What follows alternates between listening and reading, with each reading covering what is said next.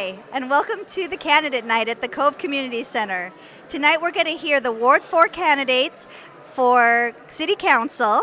We're going to hear from the 2 mayoral candidates, and we're going to hear from all 5 candidates for Councilor at Large. Thank you for joining us. But thank you all for coming. My name is Chris Shimkin. I'm the president of the Beverly Cove Improvement Association, and I'd like to just welcome everybody here. I think this is our fourth time doing an event like this. It's certainly great to see a lively crowd show up here. What I'm going to do is just go through a little bit of things that we have going on in the Cove, introduce the agenda of what we're going to do tonight, and then move on. So what's happening at the Cove? A lot's been actually happening last year. I don't see too many young fitness people in the crowd, but we have fitness programs now Monday, Wednesday, and Saturday mornings. We have 2 fitness programs on Thursday night now, and you're going to love this. We have belly dancing on Tuesday nights. There's mirrors back there. You're going to love it. The candidates are going to do right. An ongoing program we've had here for about 3 years now. There's 2. One called Farmers to You, where we get fresh farm shares out of Vermont, and the Fresh Catch program, which is fresh fish off the day boats of Gloucester. Both of those take place here on Wednesdays. It's been going on for about 3 years now. I don't know if anybody saw it, but we've got a bocce court now back there, so members of the Cove are free to sign up to use the bocce court. It actually now has lights on it, so it's pretty hot stuff. The Cove Garden just finished up this last weekend with their Harvest Fest dinner, which was a beautiful dinner with candle lights and all that out by the fire pit that we have out here. And the last thing is the biggest thing we've got going on now, and something that we've been wanting to do for a very long time, and it's going to cost a big piece of change here, is to make the building handicapped accessible. It's called the Universal Access Project. It's going to be in addition to the building that's right back in that back door area. We'll have an indoor ramp and handicap facilities back there. We have a final design. The final design has actually gone out to bid, so 3 contractors are right now bidding on it, and we expect to have those back by the end of next week, in which case 6 months from now we might have a brand new piece of our building. First thing since 1952. So there you go. It's been a while. Upcoming events that we have going on. A week from tonight here, we're hosting the North Shore United Way, their internal program called Women in Action.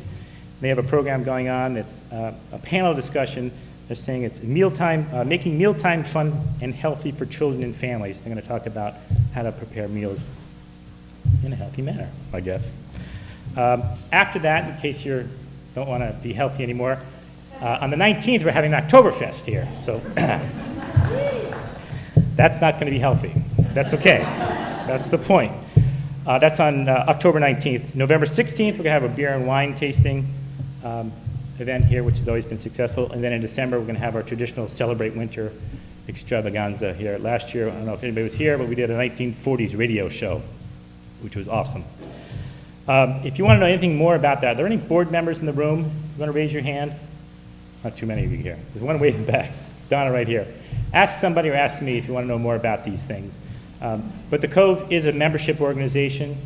There's some pamphlets out there, and without members, these things can't happen, and this building won't be here for things like this. So if you're in the neighborhood, it's certainly a worthwhile thing to be a part of. Let me tell you what's going to happen tonight. We have the at-large candidates, we have the Ward 4 candidates, and we have the mayoral candidates. Obviously, you can see there's 5 here.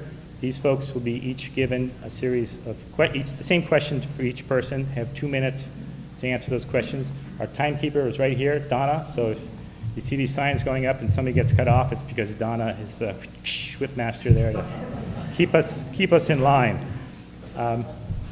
There is no rebuttals for this part here, so it will be just the answers and moving on. All of the questions that we have here, we had a very significant submission up to even about an hour and a half ago. People were still submitting questions online. We're actually shut off the homepage, so you can't do it anymore because I'm not there. So every question that's come up here has come from you or somebody here. We did not finagle the questions at all, maybe a couple of wording changes because I'm a grammar freak, and so I had to do a little bit of that. But other than that, these questions are coming from you, and we'll go through them. So far, you've been pretty courteous to me, but I just want to say this is our building. We treat it sort of like our living room. You're here in our living room. This is not the city council chamber or anything like that. So I'd just like to ask that we all be courteous and respectful of each other of the people up here, and we'll get through this all just perfectly. I am going to be co-moderating today. Eve Noss, I'm not wearing glasses, is going to be doing the second part of the show here, so you're not going to have to see me anymore. Quick thank yous. BevCam, thank you for being here. Thank you for setting up. Donna Tuthiger, Eve Noss, Nancy Dillon, if she's still in the room, and Kevin Hoban. I'll put all those chairs out right now that you're sitting on, so thank you very much.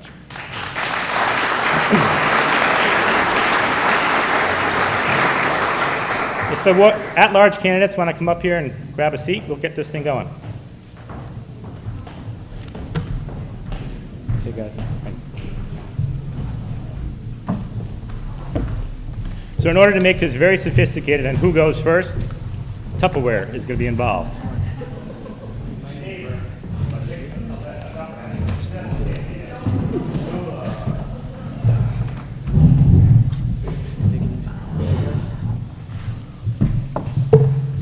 The number he picked is number 2, so we'll start with Jason. Oh, no fair. You saw how democratic that was. There are 3 questions they're going to have for these 5 candidates, 2 minutes apiece to answer them, and then we'll have some final remarks at 2 minutes apiece. Donna, you ready? Okay, first question, Jason. What are your top 3 priorities? Thank you. First, I just want to thank everybody for being here. My top 3 priorities are, 1 being the schools. I think I'm invested in the school system. I have 3 young boys, 2 that go up to Cove Elementary, 1 that's in the preschool program. I think the school system, making sure that we're investing to the extent that we need to, and also making sure that we're making sure that kids that need it get the instruction they deserve is obviously a priority, and making sure that our facilities are in a condition, particularly the middle school, that our students deserve. 2 is finances. I think that with my background, finances and budgeting is a particular focus for me and something that I enjoy. So making sure that we're doing everything that we need to make sure that our tax dollars are being spent wisely and most efficiently is of importance to me. Lastly, the downtown. Downtown, I used to work for the City of Salem as the Mayor's Chief of Staff for 7 years, and something that I work closely on is Salem's downtown and doing things that we could to make sure that it was thriving, active, and I think it's something that I've tried to bring a perspective on the Beverly City Council that, and I think we've taken great steps in order to achieve a lot of things, to attract new residents, to make sure that this downtown streetscape is active and vibrant. So, thank you very much. Todd? We're going to go around like that, just in order. Thank you for having me here tonight. And first priority is education. I've been very heavily involved with the schools as a PTO president. I've served on numerous ad hoc committees with the reconfiguration of the schools itself. We do need to finish our middle school, and we'll complete the whole school system. But we need to also look at other aspects of the infrastructure that we have, not just the schools, but we need to look at our public buildings that need to be renovated that have not been worked on. Our roads and our sidewalks are a big thing. And I also believe that the infrastructure itself, the downtown, is one thing that we need to continue building on. Our waterfront is something that we really need to concentrate more on, that we have been trying to get it going with the whole Black Cow project and everything, but we really need to focus and move it forward. And then lastly is we're understaffed. Our DPW, our police department, our fire department, we need to look at personnel and find ways of growing our tax base in a smart manner that we're not burdening residents, but we also need to be able to fund other aspects of our city government. Thank you. Todd again.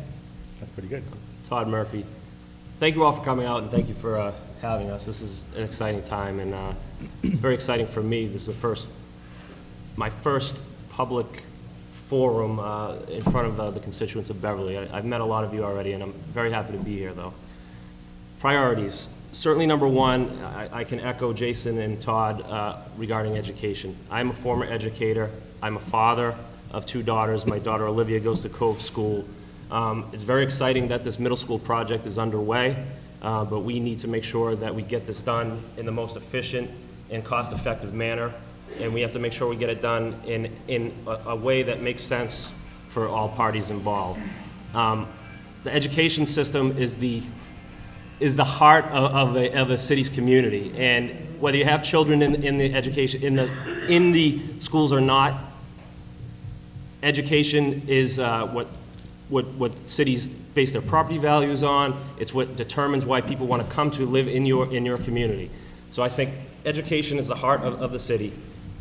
The backbone of a city is certainly the downtown area. And I grew up downtown. I've been in the downtown area most of my life. My office is downtown. A vibrant, healthy downtown is extremely important for a city.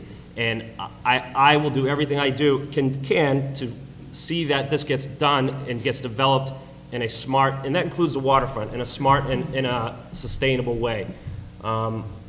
Finally, it's not really an overall specific issue, but transparency, openness, and collegiality, and approachability. Those are things that I will bring to this office, and those are my priority. I will always be able to be reached by people. My office is right downtown. I will always return phone calls, and I think that's an important thing, and that will be my 3rd priority. Paul?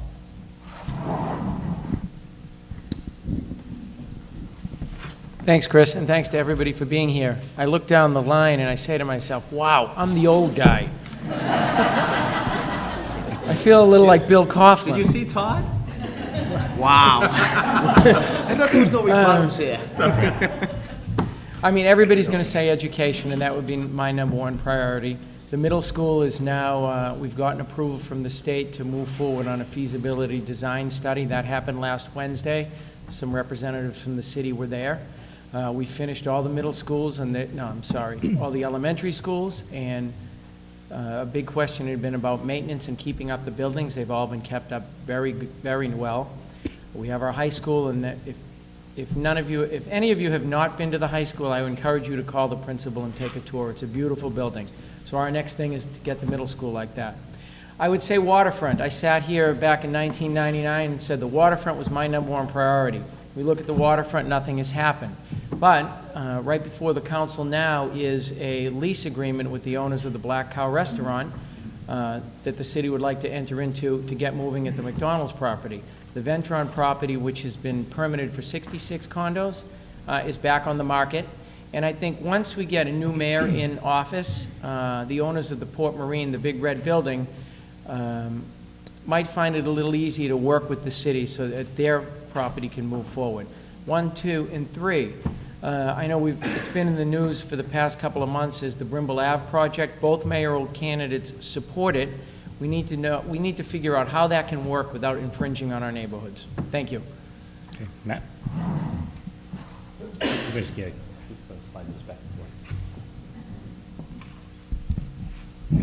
Thank you.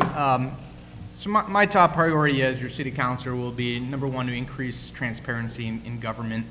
I believe it's the duty of our elected officials to reach out and share what is going on in our city. It's not your duty as citizens to go hunting for information. I think we saw recently with the Brimble Ave project where there was a failure to do that. And so for me, my number 1 duty would be to open up the doors of government.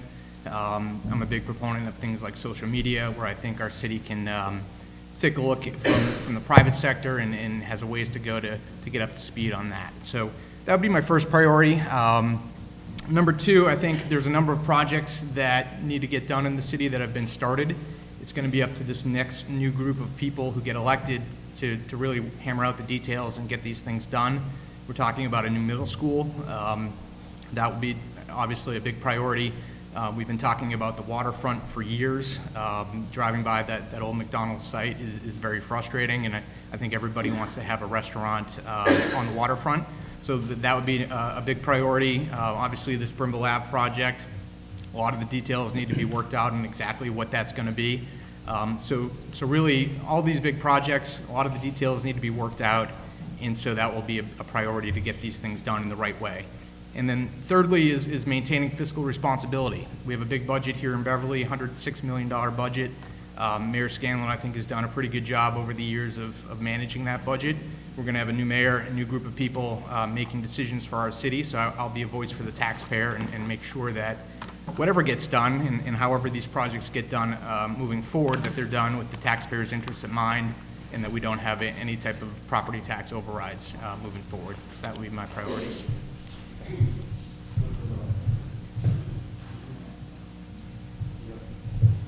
Matt, you're back up again. All right. I think you just touched on this one. This is a lead-in. When will Beverly citizens finally be able to have a drink or a meal on the waterfront? And what will you be doing to make that possible? Thank you. I would love to have a drink on the waterfront as well. As I just mentioned, it's really frustrating to see that McDonald's sites sit vacant year after year. I grew up in Beverly. I remember going to that McDonald's back when I was a kid, and it's been a long time.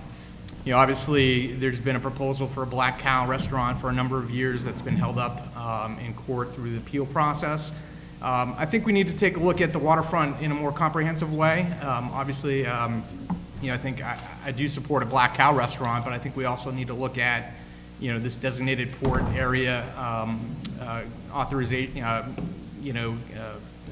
designation that's been in place for a number of years. That's really kind of held up any future development along the waterfront.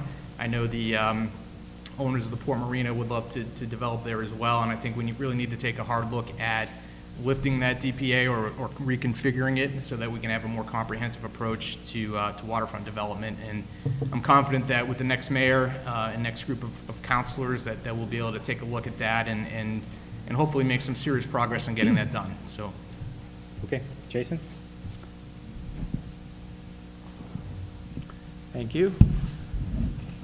I think we all are pretty frustrated by the time it's taken to get to a point where we have a restaurant on our waterfront. And I actually agree with Matt that Black Cow is one component, I think, but there are other opportunities, I think, to look at ways that we could develop the waterfront in a cohesive manner. So the abutter who's been delaying this project for years and years and years, there may be an opportunity on his side at some point to develop that site in a mixed-use manner with possibly another restaurant right beside it. I think the Bass River corridor, if we could look at that and see, and actually Main Street is looking at that now. They had a meeting just the other week to look at potentially rezoning that area to encourage the type of use and the type of development that we would want to try to activate, potentially activate that area in a more vibrant and active way, similar to what we're looking at in the downtown district too. So I think there are a lot of opportunities. I think that we need to look at it comprehensively. I think with a transition in leadership, there will be a lot of opportunities to look at these things in a different manner, and I look forward to hopefully being part of that conversation in the next 2 years. Okay, Todd? I'm a little selfish when it comes to this because I own a business down in that area, and I want that area to be developed because it will help bring traffic down from the downtown area down to the waterfront area. A restaurant is a good start. I know the city's invested a lot of money between the slips and the wharf itself, but there definitely needs to be some sort of new relationship with the Kinseys who own the property next door, and hopefully, because one restaurant's not going to build that waterfront. We need numerous activities down there, recreational, what have you. The Ventron site, yes, they're looking to put condos there. The river area is a little more difficult to develop because a vast majority of it is owned by the National Grid, but it's something that definitely needs to be investigated, that we can not only just look at the Black Cow, but other means of recreational things down there. And I think hopefully with the new administration that they'll be able to have a more positive, better relationship with the current owners next door to the public, where the McDonald's is. And going forward with that, I would be very comfortable working with anyone who with the Kinseys, because, like I said, I have a downtown business. I own a restaurant down there. And to me, it's more beneficial for me and positive to have traffic going in that way. So with that being said, hopefully the new administration will be able to work more positively with the current owners. Thank you. So the question was when will we be able to have a drink on the waterfront? And I am very optimistic that this is going to happen very soon. As the three guys before me have mentioned, with the change in administration, I think things are going to start to free up. Personally, I believe I can help this going forward because I have skills in negotiation. I've negotiated on behalf of a large company that is actually located in Beverly. I think the key is that there is a solution that everybody can mutually benefit from. And again, Black Cow will be nice, but it's not all about just Black Cow. It's about building a waterfront that people from all over the North Shore and all over Massachusetts will like to come and visit. And Jason mentioned Beverly Main Streets. I'm a big proponent of the Main Streets group and the things that they do, and they have a great vision to help build this waterfront and help, in my mind, complete the circle of the downtown area. There's been some great developments and some great things have happened on Cabot Street, but the key piece is getting that waterfront done. And I am very confident that this will get done in this next term, in this administration. I think whoever is elected mayor, you have two great choices. Both guys will help in getting this project done, and I know that I will be able to work well with them to facilitate in any other way that people would need help in solving a solution. So I'm very optimistic. Paul already talked about the lease has been proposed. It's going to happen soon, which is an exciting thing. So. Thanks, Todd. Yeah, as I mentioned earlier, that the mayor presented to the council for approval a 20 or 30-year lease. 40. Thanks, Rose. I knew it was 40. I just didn't want to sound really bombastic. But a 40-year lease with the owners of the Black Cow to develop a restaurant at the old McDonald's site. What the city council does, we take in communications, we refer them to committees. On Tuesday night, the Committee on Legal Affairs, which is City Council Vice President Wes Slate, Councilor Maureen Trubataris, and Scott DeLay will begin discussions with the city solicitor, with the mayor, and with the property, Mr. Leone from the Black Cow. Where it goes from there, I'm sure that it'll get voted out within a month. And I know Mr. Leone is the type of person that will, once he's ready to go, he's ready to go. He's been sitting on it a long time. Back in 2003, so maybe 12 or 18 months, back in 2003, I sat with the Kinseys who own Port Marine, and I sat down and I looked at their vision for the waterfront. It was a mix of shops, it was a mix of restaurants along the water in front of their property. Talks broke down with this administration. I think they would be more than willing to sit down either with Wes Slate or Mike Cahill to make that a reality so that you just don't have one standalone place there. Thank you.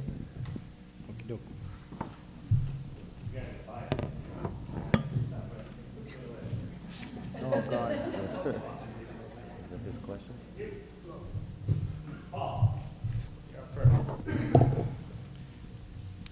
Are you in favor of regionalization of city services and activities? If yes, where do you think the opportunities for regionalization are?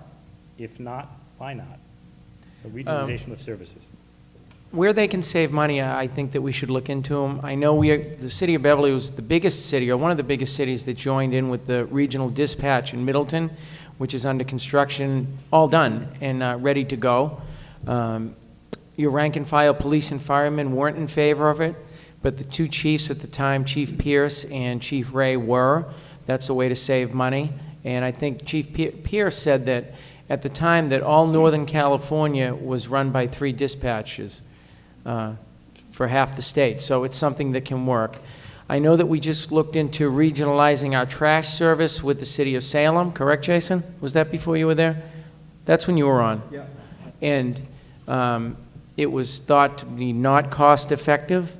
I know that in terms of combining services. We've done it in the city, and it's worked out well with our public services. We've looked at combining our finances, which was looked at, well, it didn't work at the time. We've looked at combining our human resource function for the city. Where we can save money, that would be the place to look at it. But regionalization means cities and towns. We'll see how it works with the dispatch center. Thanks. So we're going to actually come back up this way, just to keep the order right, you know. So Matt. Okay, thank you. Yeah, regionalization, I think, is a good idea. You know, we need to look at the budget as a whole and figure out where we can try to save some money. You know, as I mentioned, we have a number of projects that need to get done. You know, there are some growth opportunities, but I don't think anyone wants their taxes, you know, raised significantly. So where we can save money, we need to look at that.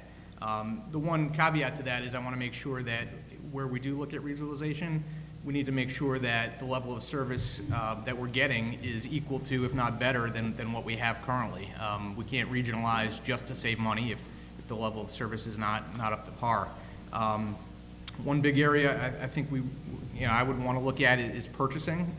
You know, I know that that's something that all, you know, towns have to do, is purchase certain materials. Is there a way to work with other municipalities to do that? My experience has been working in state government and on the statewide political arena. I've developed a contact list across the state of local officials and state officials, and I would reach out to a lot of those folks and see what ideas other towns are looking at, and see what ideas we can get for Beverly.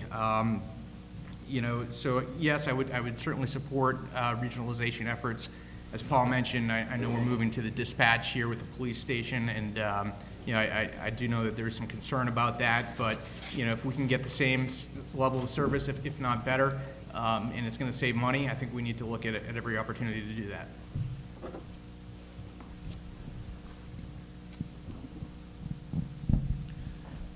I'm a big proponent of regionalization. I've been so on the council. When we looked at our trash contract when it was coming up to expire, I was a proponent to put that out to bid with neighboring cities or towns, and we did bid that with the city of Salem. In that case, it didn't work out the way I hoped, but it still was put out to bid, and I think we got a very competitive price to do that. But on top of procurement and bidding, which I think is an absolute no-brainer, all cities and towns buy asphalt, and there are a lot of shared services that we could absolutely procure together. But I think there are also some functions that cities and towns do that are very similar, that don't change when you cross city and town lines. Things like inspectional services, the building code doesn't change, the health code doesn't change. The way we assess property values is very similar between communities. So things like that I think we really should be looking at, and we should be talking to city and town officials on ways that we can encourage more of that, because every time we do that, I think there's an opportunity to not only save taxpayer dollars, but also to do things in a much improved way. So I think that makes a lot of sense. Council Guanci also mentioned consolidation within the city. So I think there are also opportunities to do that between the city and school departments, which I've been a proponent for as well. So things like financial management between the cities and schools, I think there are opportunities to look at that. HR functions, I think there's ways that we could look at combining those as well. So I think there's a whole lot of opportunities out there for us to do things in a much more efficient manner. I just think it takes hard work. It takes some hard decisions, because when you do this, it doesn't make everybody happy. So it's not always easy to do, but I think it makes a lot of sense in a lot of different ways. Thanks. Regionalization, certain things work well. I'm personally not a proponent of the 911 center, but that's just me personally for reasons being.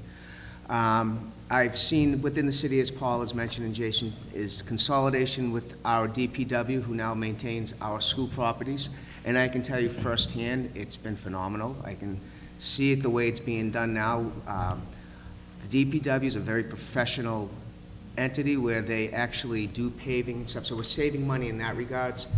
I don't know if there's a lot of services that you really can consolidate with other cities besides the ones Jason just mentioned, which was the health department would be something that would be able to look at, inspections and what have you. But right now, we're pretty efficient on how we do our services as it is. So Again, regionalization, I guess it's kind of too general for me. The only thing that I can really approach on regionalization would be the 911 center with fire and police. And again, I'm not a proponent of it, and just being that when it was originally proposed, there were 20 communities going into this proposal. Now we're down to maybe 5.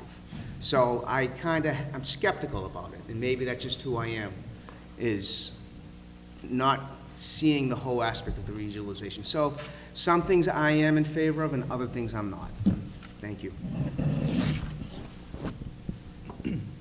I'm going to echo a lot of the sentiments of the guys who have already spoken, but I do want to be clear that I think regionalization in some aspects is a good thing, but to say you're blanket black and white for regionalization in all aspects, you have to really examine what we're talking about.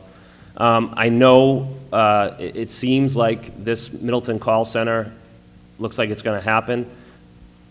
Personally, I have talked to many of the members of the firefighters in Beverly and Beverly Police, and those guys, as Paul mentioned, not a lot of those guys are in favor of that. And I think part of it is because they feel we might lose some of the quality of having having a local dispatch on a regional level. The knowledge that people may have of the city, the knowledge of just the knowledge of having the guys on the other line or the woman on the other line knowing who the person is that they're talking to. So we really have to examine that and look at that closely. But certainly I'd be in favor. You know, Jason's been talking about this for a while, and I've watched his BevCam 2011 talking about regionalization, and I think buying things together with other cities, purchasing power, you know, when you buy in bulk, that makes a lot of sense, and that certainly can save a municipality quite a bit of money.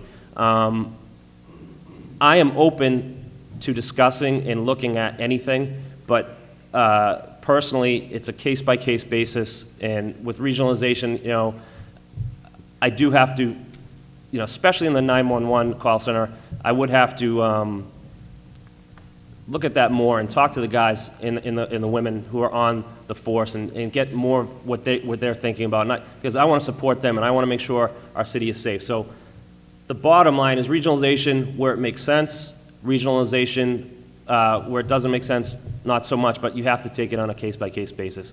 And I think ideas can be regionalized too. We can work with other towns and cities like Salem on their tourist ideas and bringing people into the city of Beverly. And I'm getting the red flag, the first red flag of the night. But so, thank you. I'll keep that microphone in your hand. It's up to the two Todds, so you got the microphone in your hand. So Sure. I know it doesn't seem like a lot of time with these guys, but according to my master plan here, we're right on schedule, which is good. I'll say one thing. If you feel like you need to yield the floor and don't need to take 2 minutes for a closing remark, that's up to you. But each of you has 2 minutes to make closing remarks, and we'll just start with you, Todd, and do like we did before. Again, I want to thank everybody for coming, and I'm very excited to be running for office in the city of Beverly. This is the first time I've run for political office, and it's exciting, it's exhilarating, and it's exhausting, but I'm very happy to do it. A little bit about me. I grew up in Beverly. I've been here my whole life, pretty much. I lived briefly in Danvers, but I grew up right in the downtown area, right down the street from Paul's shop, actually. My mom still lives there on Roundy Street. She's a single mother, and she raised 3 children. And politicians, they say, are self-serving, so I'll be self-serving. She did a pretty good job, I think. I now am an attorney, a practicing attorney, and a business owner in Beverly, and my business is right in Rantoul Street, on Rantoul Street. I was a former teacher, and I worked in special education for years, and I'm also a dad of 2 beautiful young daughters. My daughter Olivia is at Cove School, and my daughter Sloan is 4 months old. Yeah, she's really cute. A lot of you have seen her, but you know, a lot of people know. But all of those things, I feel, given my Beverly background, my life experience growing up here, my experience as an attorney solving complex problems on a day-to-day basis, and my experience as a teacher, wrap those into a person, that's me, and I feel that I am one of the top 3 candidates without a doubt. The beauty of this election is you have a choice, but it's not just one choice. You have 3 choices. And I think you have some really great guys up here with all excellent credentials, and they're really nice guys as well. But I think if you look at all of us as a whole, you look at who we are, where we came from, what we do, what our life experience is, and what we can bring to the table, I certainly think that I am one of the top 3 choices. So hopefully I can get your vote, one of your 3 votes on November 5th. Thank you again for coming, and I want to thank these guys too. It takes some bravery and courage to get up here and do this, and it's an exciting time in Beverly, so thank you very much.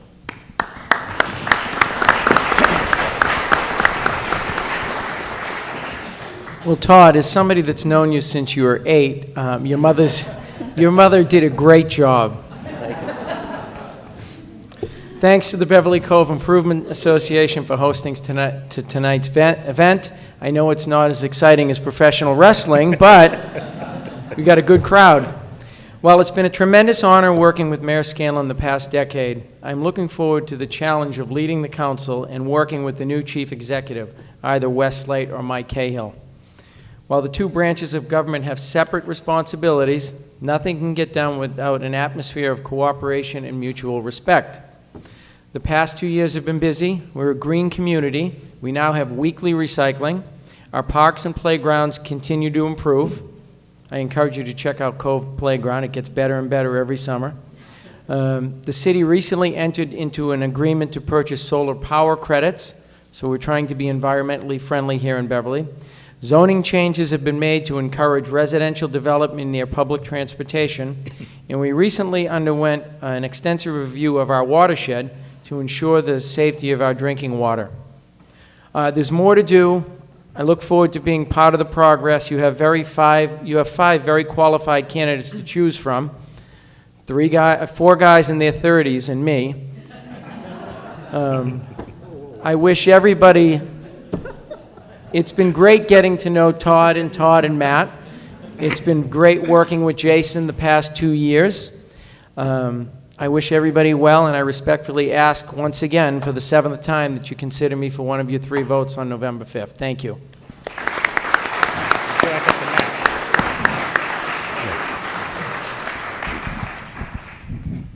Thank you. I'd like to thank the Cove Improvement Association for hosting tonight and for all of you for being here. I think this is a really big election for Beverly. We're going to have a new mayor and a bunch of new councilors. We're going to have a new superintendent of schools soon, a new police chief. And these are the people that are going to be making decisions for the future of Beverly. There's a lot of big projects in the works.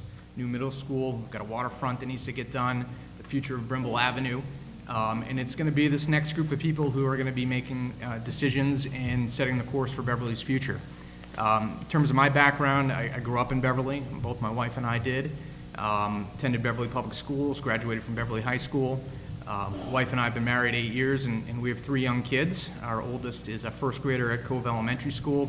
We have a preschooler and a 1-year-old son as well. And you know, we're certainly invested in the future here. We love Beverly and want to see it continue to do well and move in the right direction. I also think I bring a unique set of experiences. I've worked in government. I worked for Governor Paul Cellucci on his campaign for election in 1998, and that started what's been a 15-year career in the Massachusetts political arena. I've been in high-pressure environments. I've thrived in those environments. I've helped people navigate state government. I've learned how government works, how the political process works. I've developed a network across the state of local officials, state officials, that I think will help me get things done for our city. And I think that's a unique set of skills and experiences that will be good for Beverly. So big election November 5th. You have a lot of great candidates to choose from. I think I bring something unique to the table. I have, I think, a good leadership capability. And I ask for one of your 3 votes on November 5th. Thank you.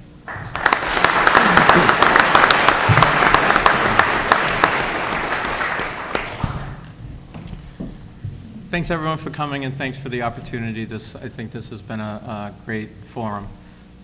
A little bit about myself. I am born and raised in Beverly, just like I think most everyone up here said. I have 3 young boys, Harry, Charlie, and Archie. They're 7, 5, and 3, and I have an amazing wife in the back who's been running my campaign like a mad woman for the last few months, Teresa, who's standing in the back. My professional life, I was the mayor of Salem's chief of staff, as I mentioned earlier, for 7 years. So I have an extensive background in city government and an understanding of how things work, I think, at the local municipal level. So I think that has allowed me to bring a very unique perspective to the city council and allowed me to offer input and opinions on some subject matter before the council that I think has been unique, unique to the body over the last 2 years.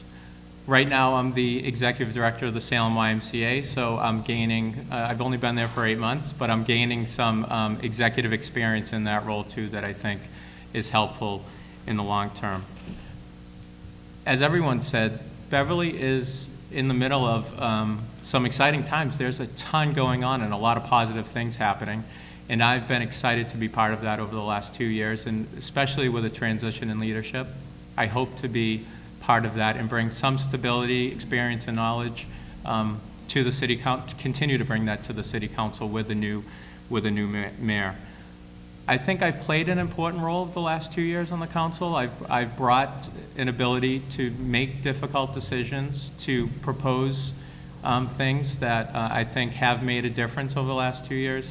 And I think even sometimes my opinions or my votes have not been popular.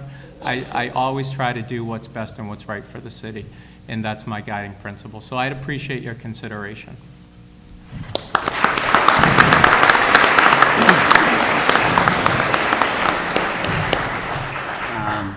I too want to thank the Cove Improvement Society. Chris, I want to thank you for inviting us, the candidates also. The perspective I would bring to this race is that I am a business owner. I've been in business in the city of Beverly for the last 15 years.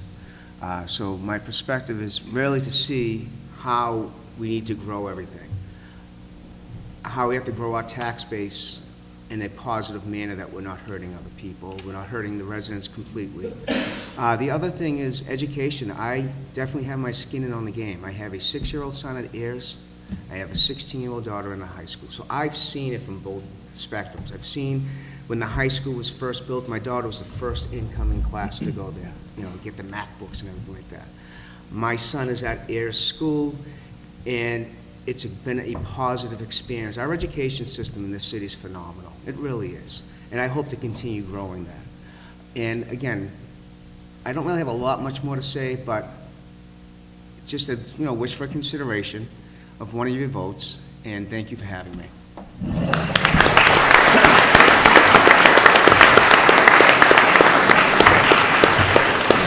Thank you, gentlemen. So change is good. So what we're going to do now is we're going to change it up a little bit by changing the scenery here. Switch the seats around. Just give us 1 second here. Thank you. Okay, so the next two candidates up here are Ward 4 candidates, Scott Hausman and John Mulady.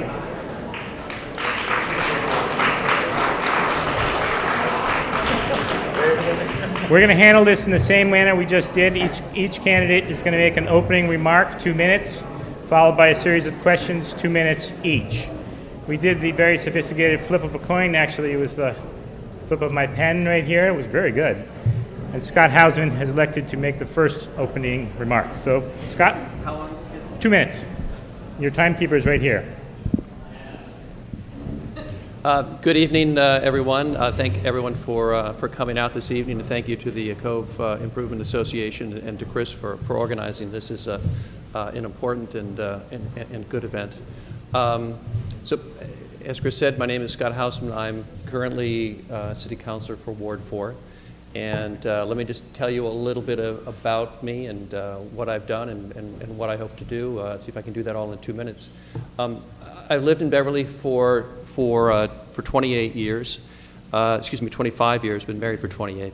And I have two children who've gone through the school system. My daughter Haley graduated from BHS in 2009. My son Luke graduated from St. John's Prep just this year.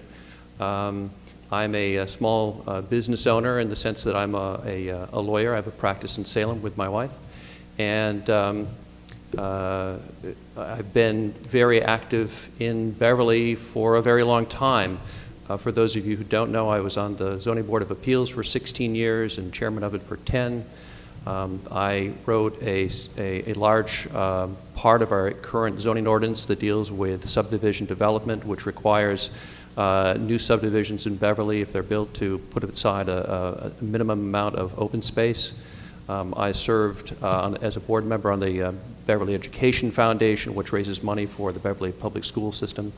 I was a co-founder of Conversations with the Candidates, which I think is a great program. It continues still, in which candidates running for office are interviewed and air on the TV.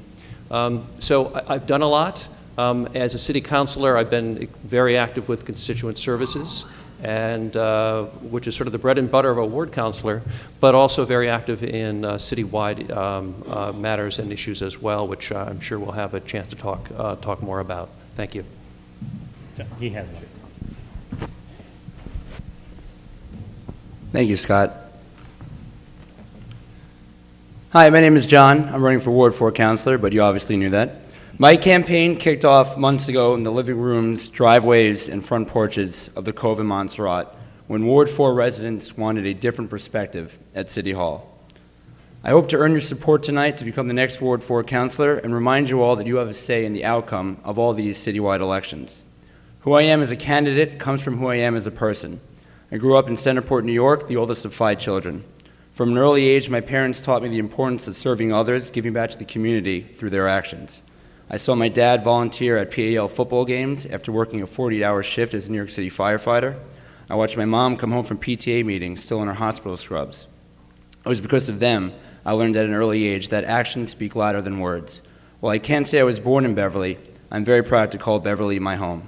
Mom and Dad, thank you very much. You don't have to clap for them, they're not here. Since I was little, I wanted to help others, and that's what drove me to the classroom and what drives me today. My years in the classroom have provided me with valuable lessons and skills that I would bring with me to City Hall. I have seen how enthusiasm and energy can be as valuable as experience when it comes to finding a solution. I have learned that when it comes to helping others, having empathy and being understanding are more effective than being analytical and calculating. And I know that there is a difference between hearing someone and actually listening to them. Ward 4 residents have some of the same concerns that I have seen in schools. In Beverly, people have grown tired of bullies, become frustrated with bureaucracy, and to be quite honest, some of us are fed up with a lot of the, I'm not going to say it, Teresa, BS. Done? In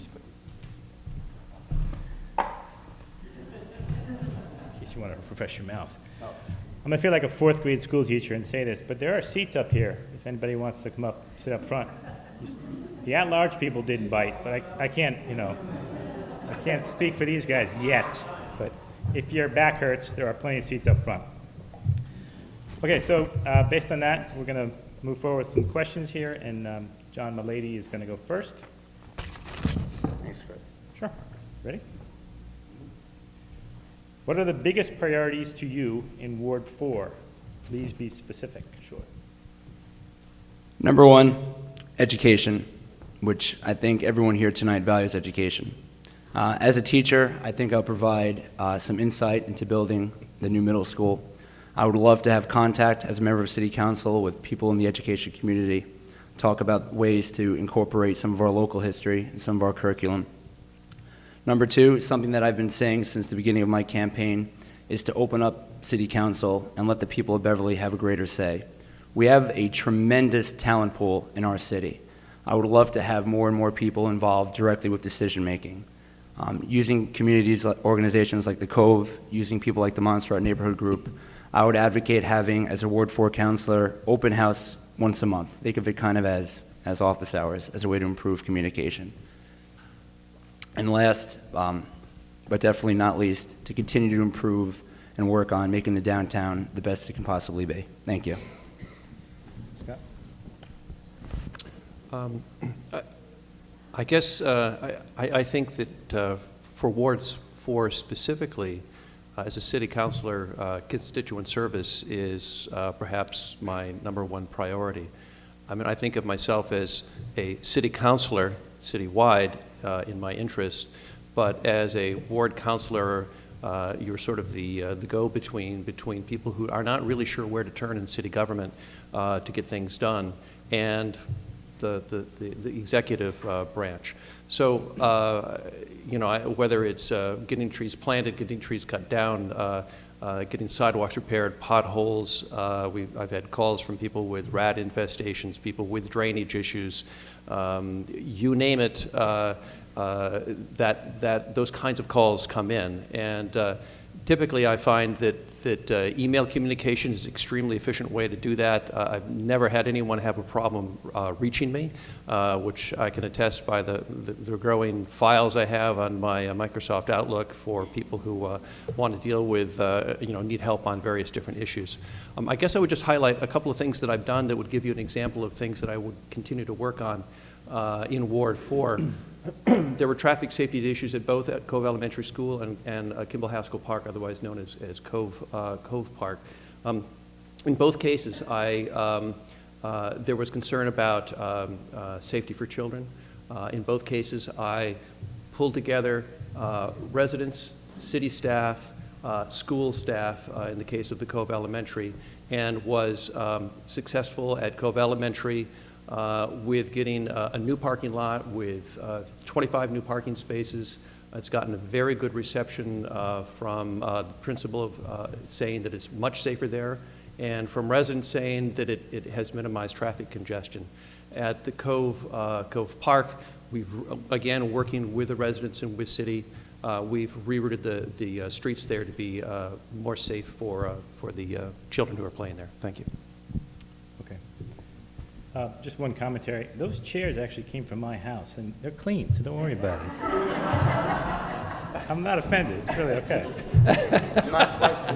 Just saying. It's up to you guys. It works really, really well as a. It's around my pool table. Okay. So the next question, and for those of you who know who I am, I just want you to know that I fielded these questions. I didn't write this, but it may seem otherwise. It's great that road and sidewalk improvements on Hale Street have begun, but as a cyclist, it's still quite a challenge to ride Hale Street. Yet residents of Ward 4 cannot get a clear, concise answer on road and sidewalk plans for Ober Street. Do you know when the rest of the roadway and sidewalks on both streets will be done, and will you push for bike share signage or even separate bike lanes where possible on Hale Street? So it's the improvement you're starting. It's improvement of Hale and Ober and the bike lanes. Sure.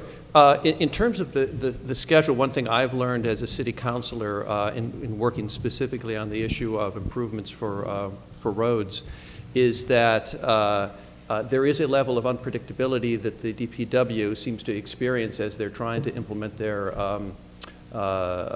plans. Just for example, in the spring, I was told, and DPW planned around and had contracts set up to do work on Hale Street all the way down to East Corning.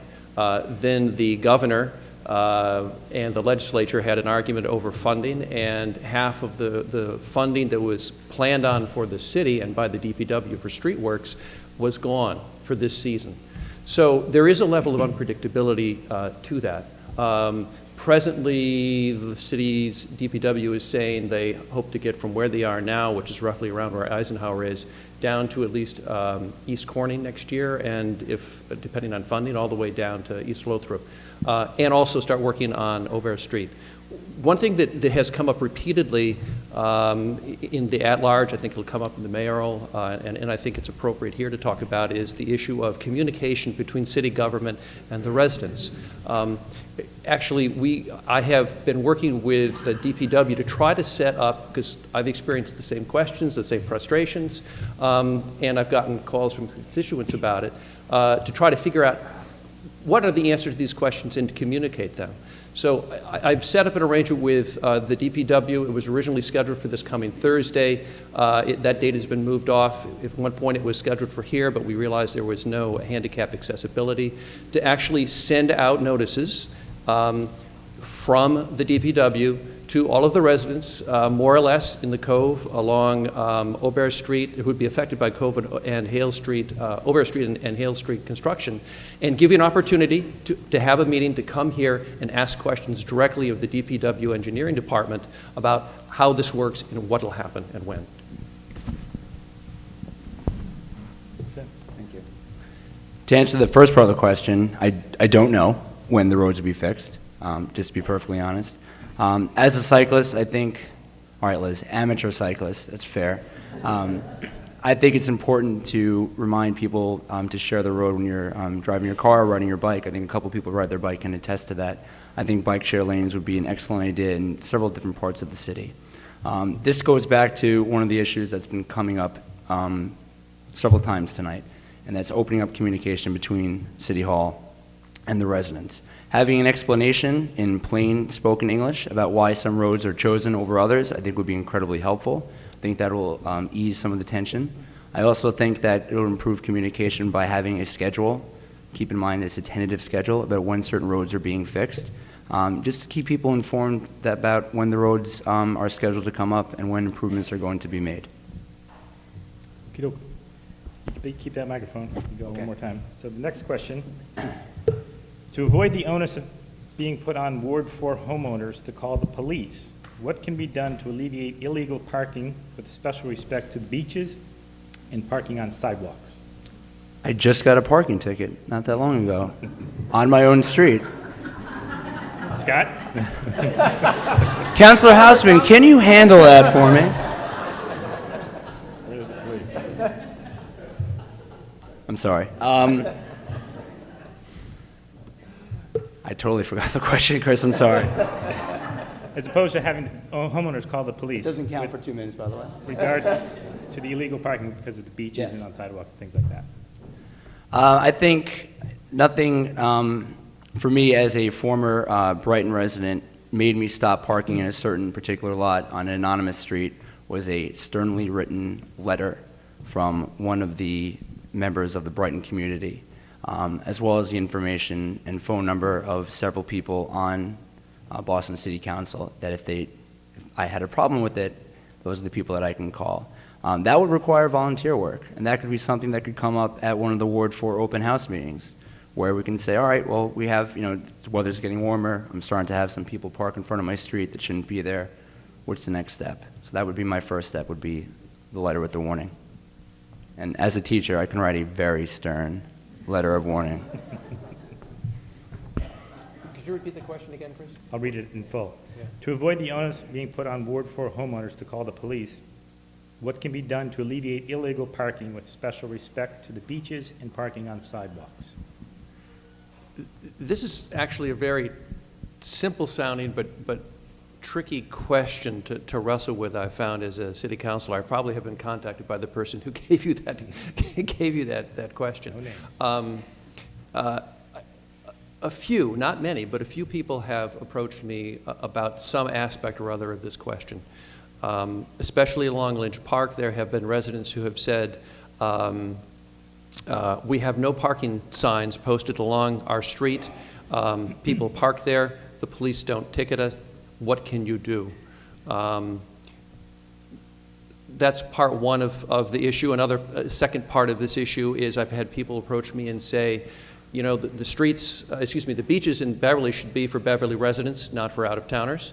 Why don't we have a resident-only sticker or parking meters?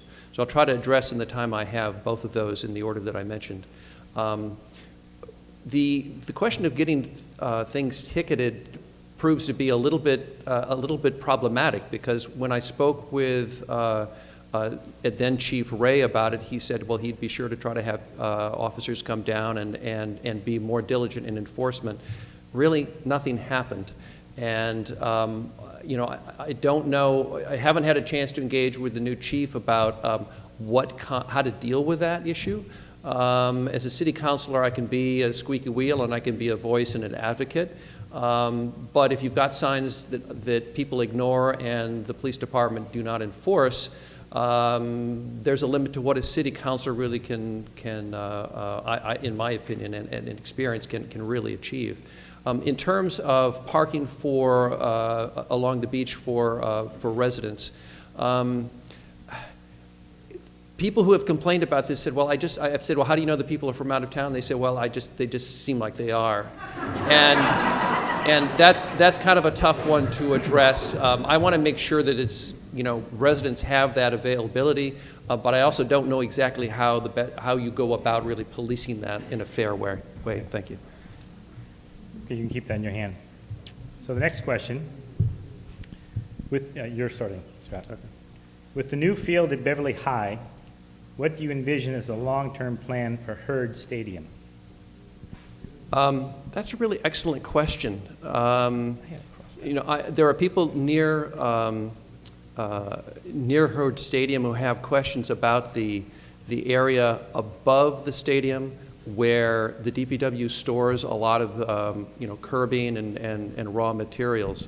They would like to have that be a different kind of use. For Herd Stadium in particular, I actually have never had this question come up, so I don't really have a ready answer. I think that there is a place for Herd Stadium to remain used as it currently is. There are drainage problems there. I'm actually working with a resident right now who lives below Prospect Hill who has drainage problems because there's a pipe that goes underneath Herd Stadium. I think you'd have wetland regulations issues if you tried to change the use into something like residential or business. So I'm not really sure there's a whole lot of demand for a change to Herd Stadium that would change the use. So I guess I would listen to people, listen to ideas, and sort of formulate an action plan if there really is a call for that around the residents, and try to liaison between those residents and the city administration. But obviously, what happens there, frankly, is a ward councilor, any city councilor can play a role in that, but it really comes from the executive branch and what they think ought to occur there. So, to a large extent, that kind of a change would really come from the new mayor and the executive branch about what those kinds of ideas might be. It may be that the school system has some specific ideas about what ought to occur there, but I at least haven't heard them. They're not on my radar screen. Thank you. Thank you. Liz and I are fortunate enough to live really close to Herd Stadium, and Saturday mornings you hear a lot of happy noises, you hear the whistles going, you know that the kids are out there playing football. So the stadium is being used currently, if not as much as it was prior to the fields, and having somewhere for the youth of Beverly to go play organized sports I think is absolutely fantastic. I'm also really happy that it's been, that stadium's been part of Beverly's history for a really long time. Liz's grandfather told me how he used to sneak into certain Beverly football games, and there was a hole in one of the fences where Liz's uncle would try to sneak under, or her grandpa would throw him over at certain times. So I would say it's being used. It's a great place. Let's keep it. Okie doke. This is actually going to be the last question because I'm smack right on time, and I love that. You both alluded to this already, so this is where actually the rubber meets the road with this question, because you both said this already a couple of times. And we're going to start with you, John. Okay. What's your plan to keep Ward 4 residents informed, specifically? One of the things that I would like to do is establish a town and gowns committee, and this would incorporate members of the community, members of the school communities at Montserrat, Endicott, Gordon, and any student who lives off campus that commutes, members of the city government as well as school officials. I've spoken to Dr. Wiley about this. He completely endorses it. So that would be one way to keep the community involved, especially in the Montserrat neighborhood, to improve communication between the kids who live off campus as well as with the residents. Remind the kids that this is a place where we choose to live. Secondly, just to hark back upon the idea of the open forum, I look at it as kind of like office hours. As a teacher, kids know where to find me. My classroom door is always open. It's a place where I want them to feel comfortable if they have any questions, they have some concerns. I'm also readily available when parents need me or other coworkers. And I think our council members know this, and to have a physical place where residents can go and residents can meet and engage in civic conversation, I think that is going to be the absolute best way to improve communication. Social media is absolutely great, but we also alienate some of our residents who don't use social media, and there's a real value with direct face conversation. Thank you.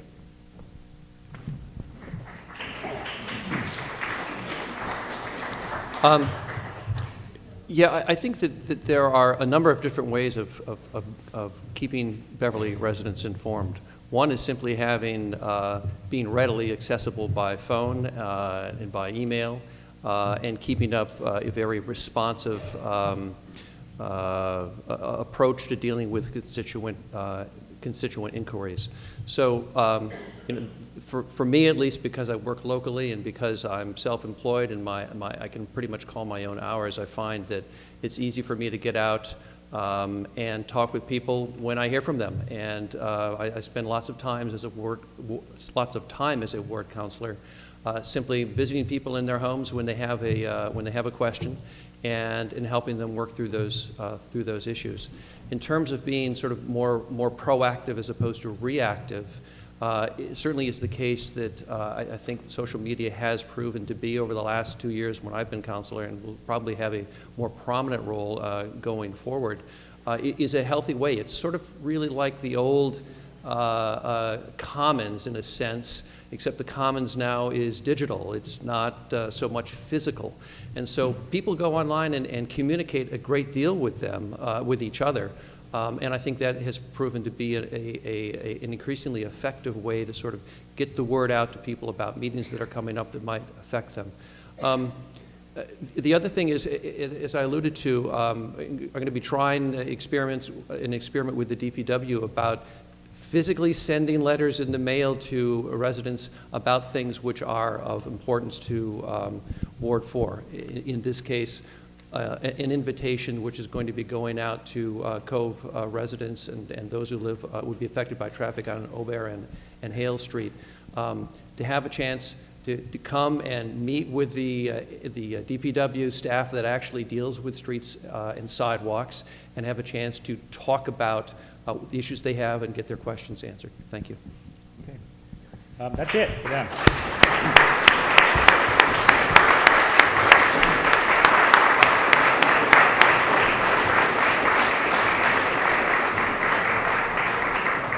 So originally we were going to take a little break after these guys, but the Salem News called me the other day and asked me when the mayoral candidates are coming on. And I said, 8:45. And you know what time it is? 8:45. So if you don't mind, in the interest of speeding along the evening, I think we might like to bring on. And I'm going to bow out because I'm not 30 either and my back hurts. Eve Noss is going to take over from here.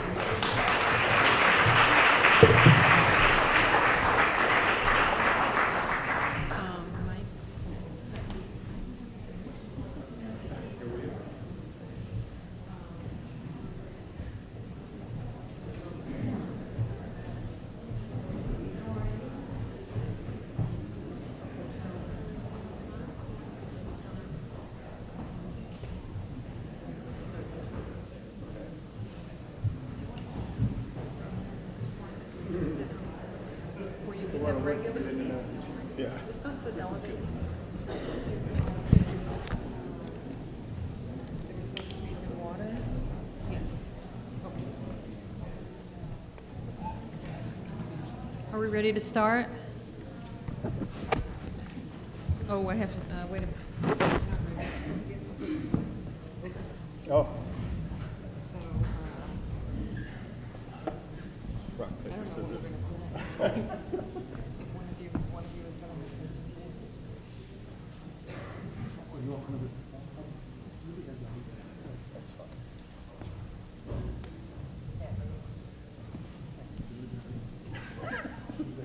Already we're in trouble.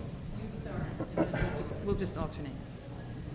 Okay, I just want to welcome everybody again. I'm Eve Noss. I'm a longtime member of the Cove Center. I've lived in the Cove area for 28 years. It's good to be here tonight.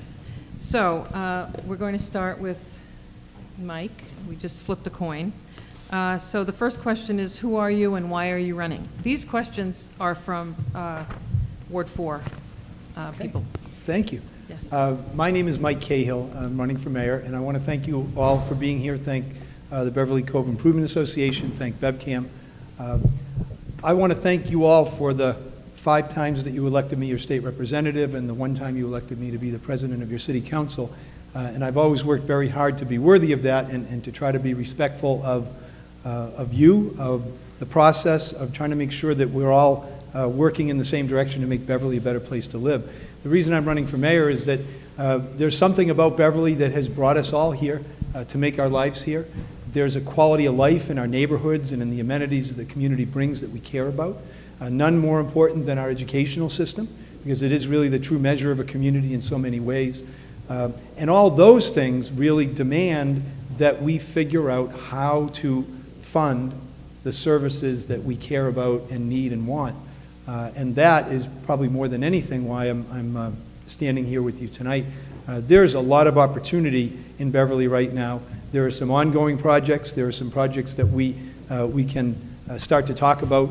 But they all really demand that we have somebody who can step in and hit the ground running, somebody who has the deep and productive level of relationships that I have throughout the state at all levels of government, somebody who has the long-term experience at navigating state agencies, getting results, bringing resources back to Beverly as I have, getting good results for neighborhood groups, for community groups, for individuals who need their government to help them. And these are the reasons why I'm asking you tonight to consider me and hopefully in a couple of weeks to vote for me for mayor. Wes? Thank you. I'm Wes Slade. I'm the Ward 2 City Councilor, and currently, as Paul mentioned earlier, I'm the Vice President of the City Council. We've been in Beverly since 1982. My wife, Georgia Bills, and I moved here and chose Beverly as a place to live because I grew up on the water in Connecticut. She grew up in the Finger Lakes in upstate New York, and here's the water. Our son Richard was born here in 1983, attended Beverly High School and Providence College. He's now a sports writer for the Metro paper in Boston, covering the Bruins, so he's at the Bruins game tonight.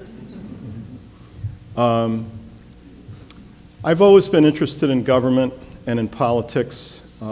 When I graduated from the University of Connecticut and Wesleyan University, I started my career as a teacher. That's how Georgia and I met. I was a high school English and drama teacher for a number of years. And then in 1980, I started with a telephone company when it was the real telephone company and worked for New England Telephone and AT&T for more than 20 years. And now I work for Crane Electronics in North Beverly. So I've been in business since 1980. Negotiating contracts with federal government accounts, working with union members that worked for the telephone company. We were in management, but pretty much everyone else, the technicians and the operators and the business office people were all union members.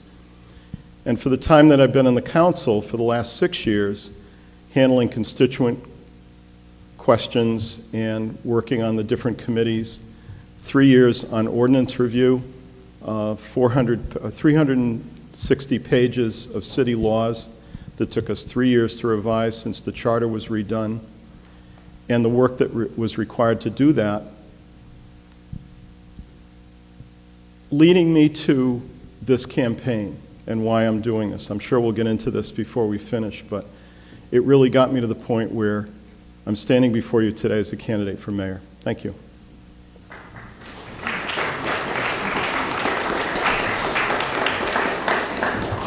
Okay, the next question we'll have Wes go first and then Mike. What would you like to achieve during your first 2 years in office?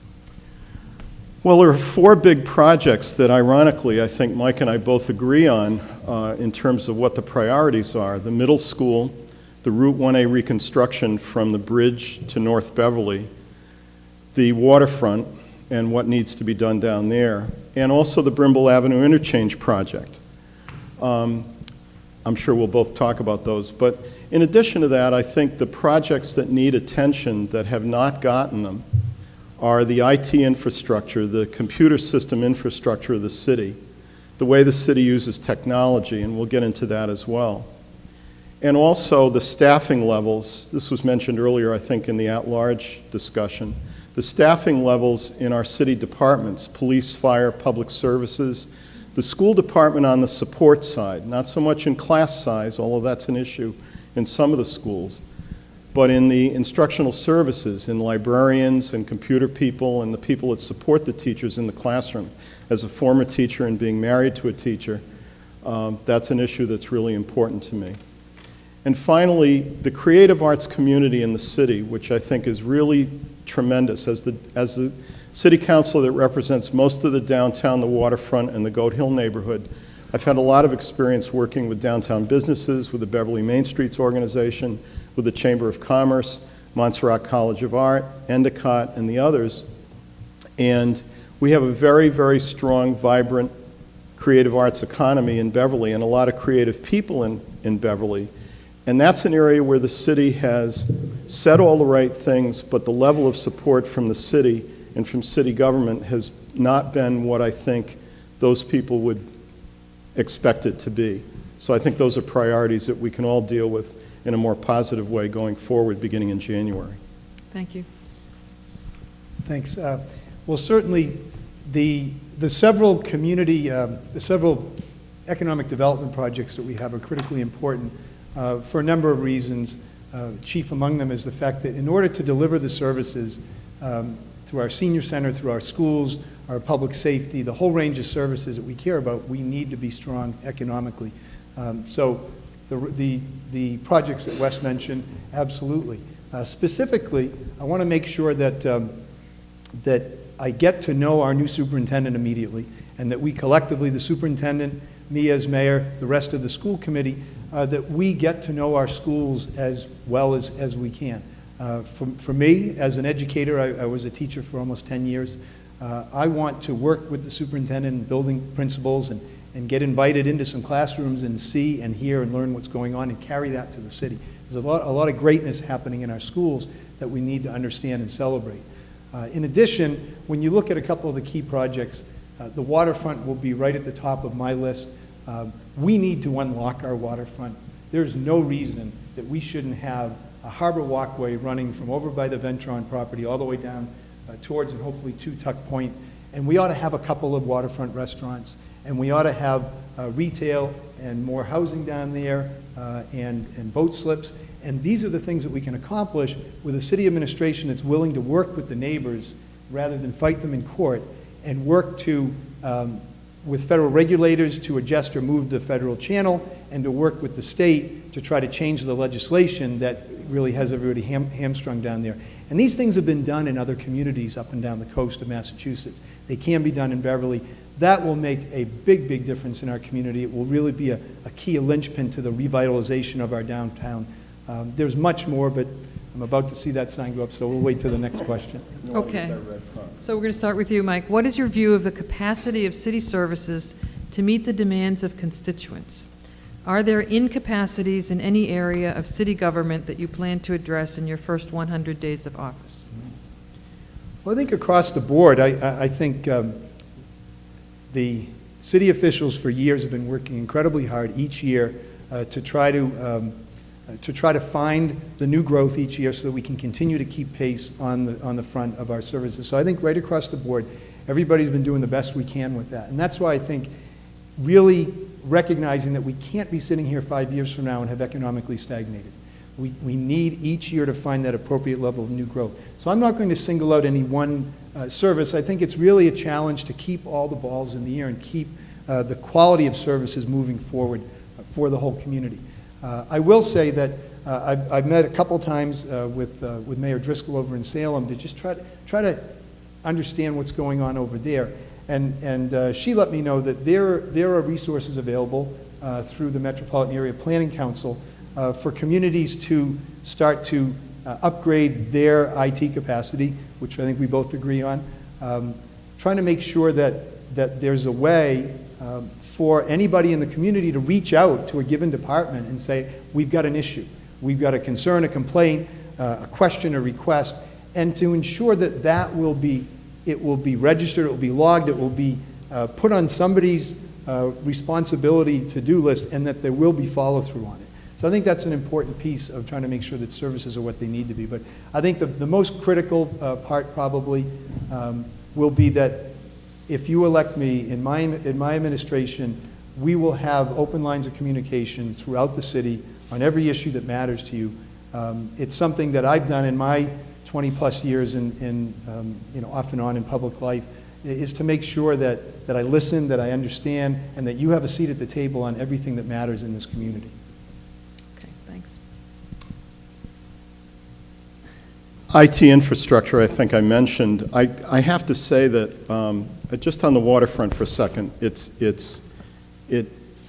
is not as simple as just sitting down with the people that are there and settling some issues that are in court. When you're up against an abutter who says, if we don't get what we want, no one gets anything, it's very difficult, and the only avenue you have is in the courts and in appeals. So we're very close to the end of that process, as was mentioned in the at-large debate earlier.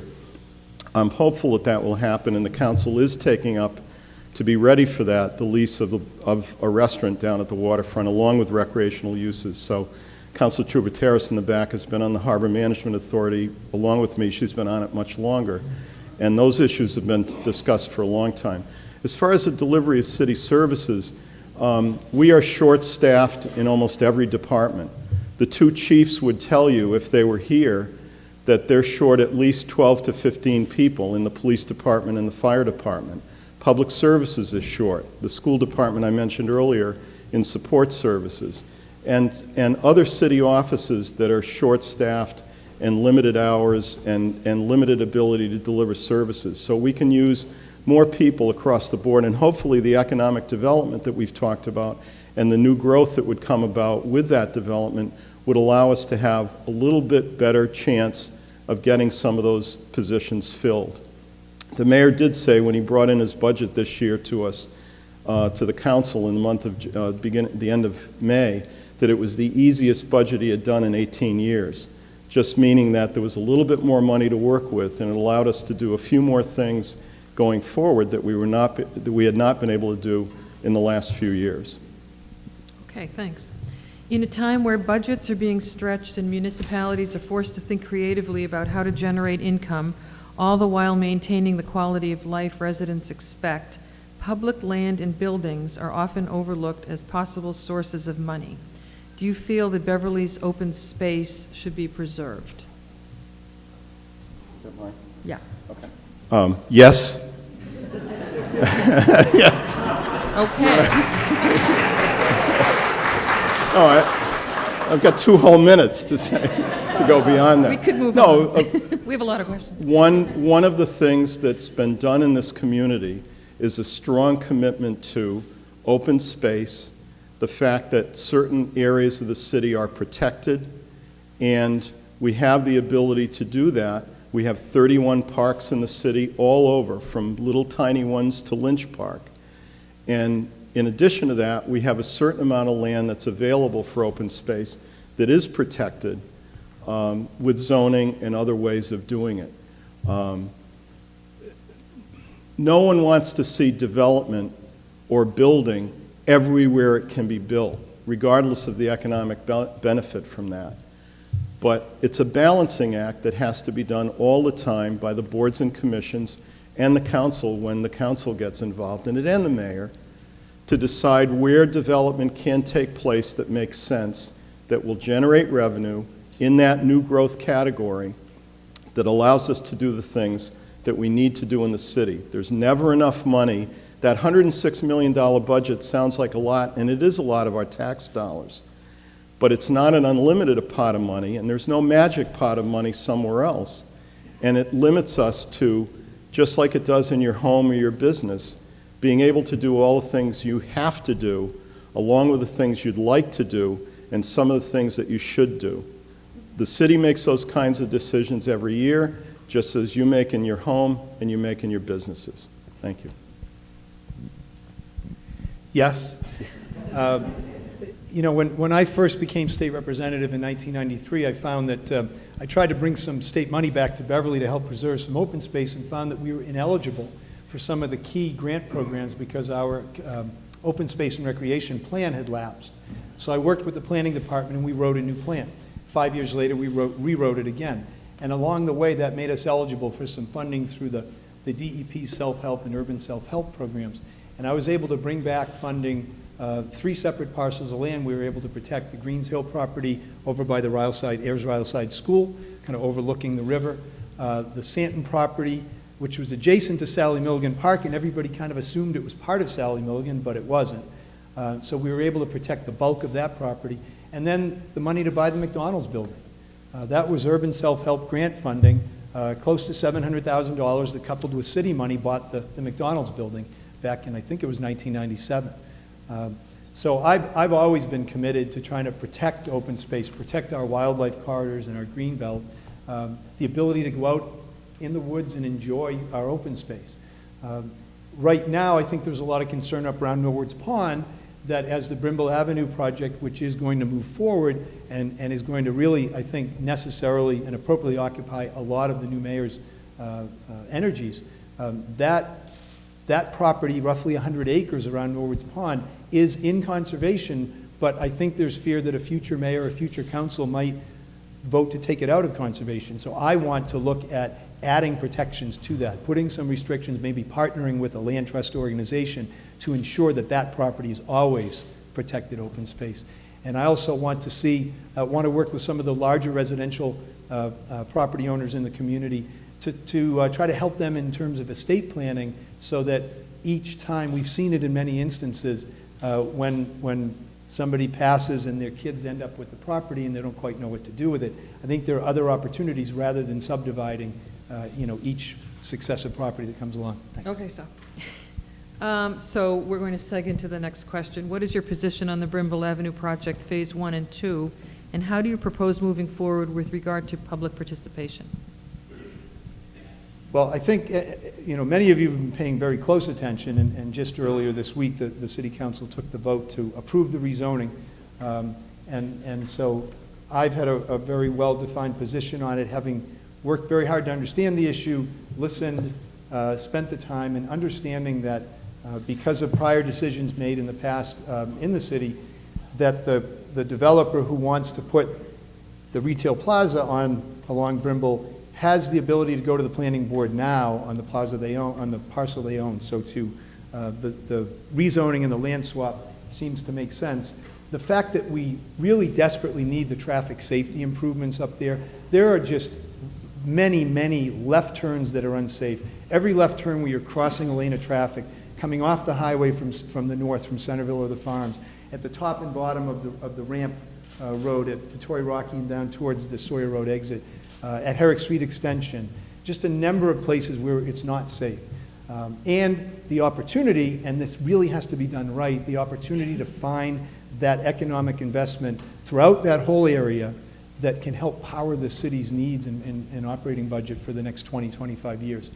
All that's critically important. I fully support Councilor Martin's measure to put a Brimble Ave Citizens Advisory Committee together.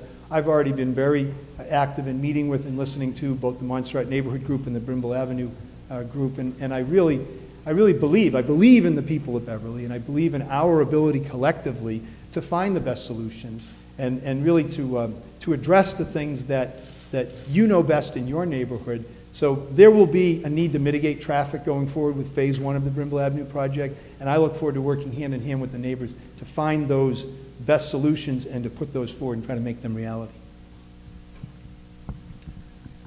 Well, if there's anyone in the room that doesn't know how the vote went or wasn't at one of those meetings, I'd be surprised. I did, as Mike said, I voted for the measure that was before us the other night. I'm comfortable with the votes that I've taken so far. I think that the traffic issues in that part of town, I don't live in that part of town, but I work in that part of town, so I'm very familiar with what the issues are around traffic at various times of the day and the impact on the neighbors. Georgia and I have friends that we've known since our kids were in first grade, I think, that live on that street, that talk to us personally, and that's the benefit and the difficulty of being in local government, that you live and most of us work where you serve. Having said that, I think the one thing that we clearly could have done, and in my remarks the other night, I also said that I applauded Councilor Martin's measure, which is now before my committee, with Councilor Troubateras and Councilor DeLay, the Legal Affairs Committee, to set up a citizens advisory group to monitor the project going forward. Councilor Martin is guaranteed to be there in January because he has no opponent, so he will be on the committee. There'll be a member of the planning department or the engineering department and 4 residents of the area that will be advising the council and the new mayor on what goes forward. And the last part of it, and this is one thing that I think most of us in this room, regardless of whom you support, have seen, and that is the role of the city in providing information to citizens in a way that's easily accessible. All of us that campaign, all of us in public life have found you almost have to micromanage how you communicate with people, because the way you receive a message, the way I receive a message, the way you get a phone call, the way I get a phone call is different. The city has to adapt to that and act accordingly and get information out. Okay. Here's another question from a Ward 4 person. When the hell are you going to pave Hale Street? It is arguably the showcase route on the North Shore, and that part the part that lies within Beverly is a dangerous embarrassment. So we know that part of it is being paved. I think they want to know when it's going to be really done, perhaps. Well, the quick answer with the earlier question was easier. We could both just say yes. The answer to this one is I don't know, but what was discussed earlier is the fact that our ability to do that at the city is directly related to this Chapter 90 money that comes to us from the state. Yes, it's our money, goes to the state, and some of it comes back to us, that allows us to pave roads and do sidewalks and improvements. We have a schedule, we have a long list of streets. Every street in the city, all 160 miles of streets, were surveyed a couple of years ago and were rank ordered from 0 to 100 in the condition of the streets. We try to deal with those as we can in order of priority, and also coordinating with the utilities so that we don't pave a street and then Verizon or National Grid or Comcast or one of the utilities or the city comes along and has to dig the street up to put in a new pipe or a new conduit or a new fiber optic line. So those things are all part of the mix. The difficulty in setting up a schedule is when that money gets turned off, as it did, or it's not available. It's very difficult to do that. The other thing that's unique about Hale Street, and probably everyone here, and most everyone here knows that, is part of it's maintained by the state and part of it's maintained by the city. And so I remember when Representative Grant was in office, that was a question that she got frequently. When is the state going to pave Route 127, because that is the number that it's designated. So it's part of it's the state's issue and part of it's ours. As a ward councilor, I can tell you, in addition to parking and traffic issues, which came up earlier from the group, those paving questions are probably the next highest number of questions that we get in terms of redoing the streets. I met with Mike Collins last week, who heads up all of our efforts in this area.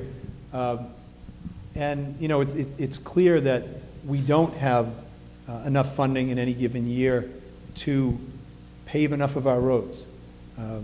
And, you know, it's also clear that this is something that the city's not been able to really invest in sufficiently in recent years. And I don't point any fingers. I think there are a lot of very necessary things that have happened on the capital side in the city with all of our schools and drainage projects and many other things. But we're at a point where we just can't sit back and pave a handful of streets a year, which is kind of where we're at.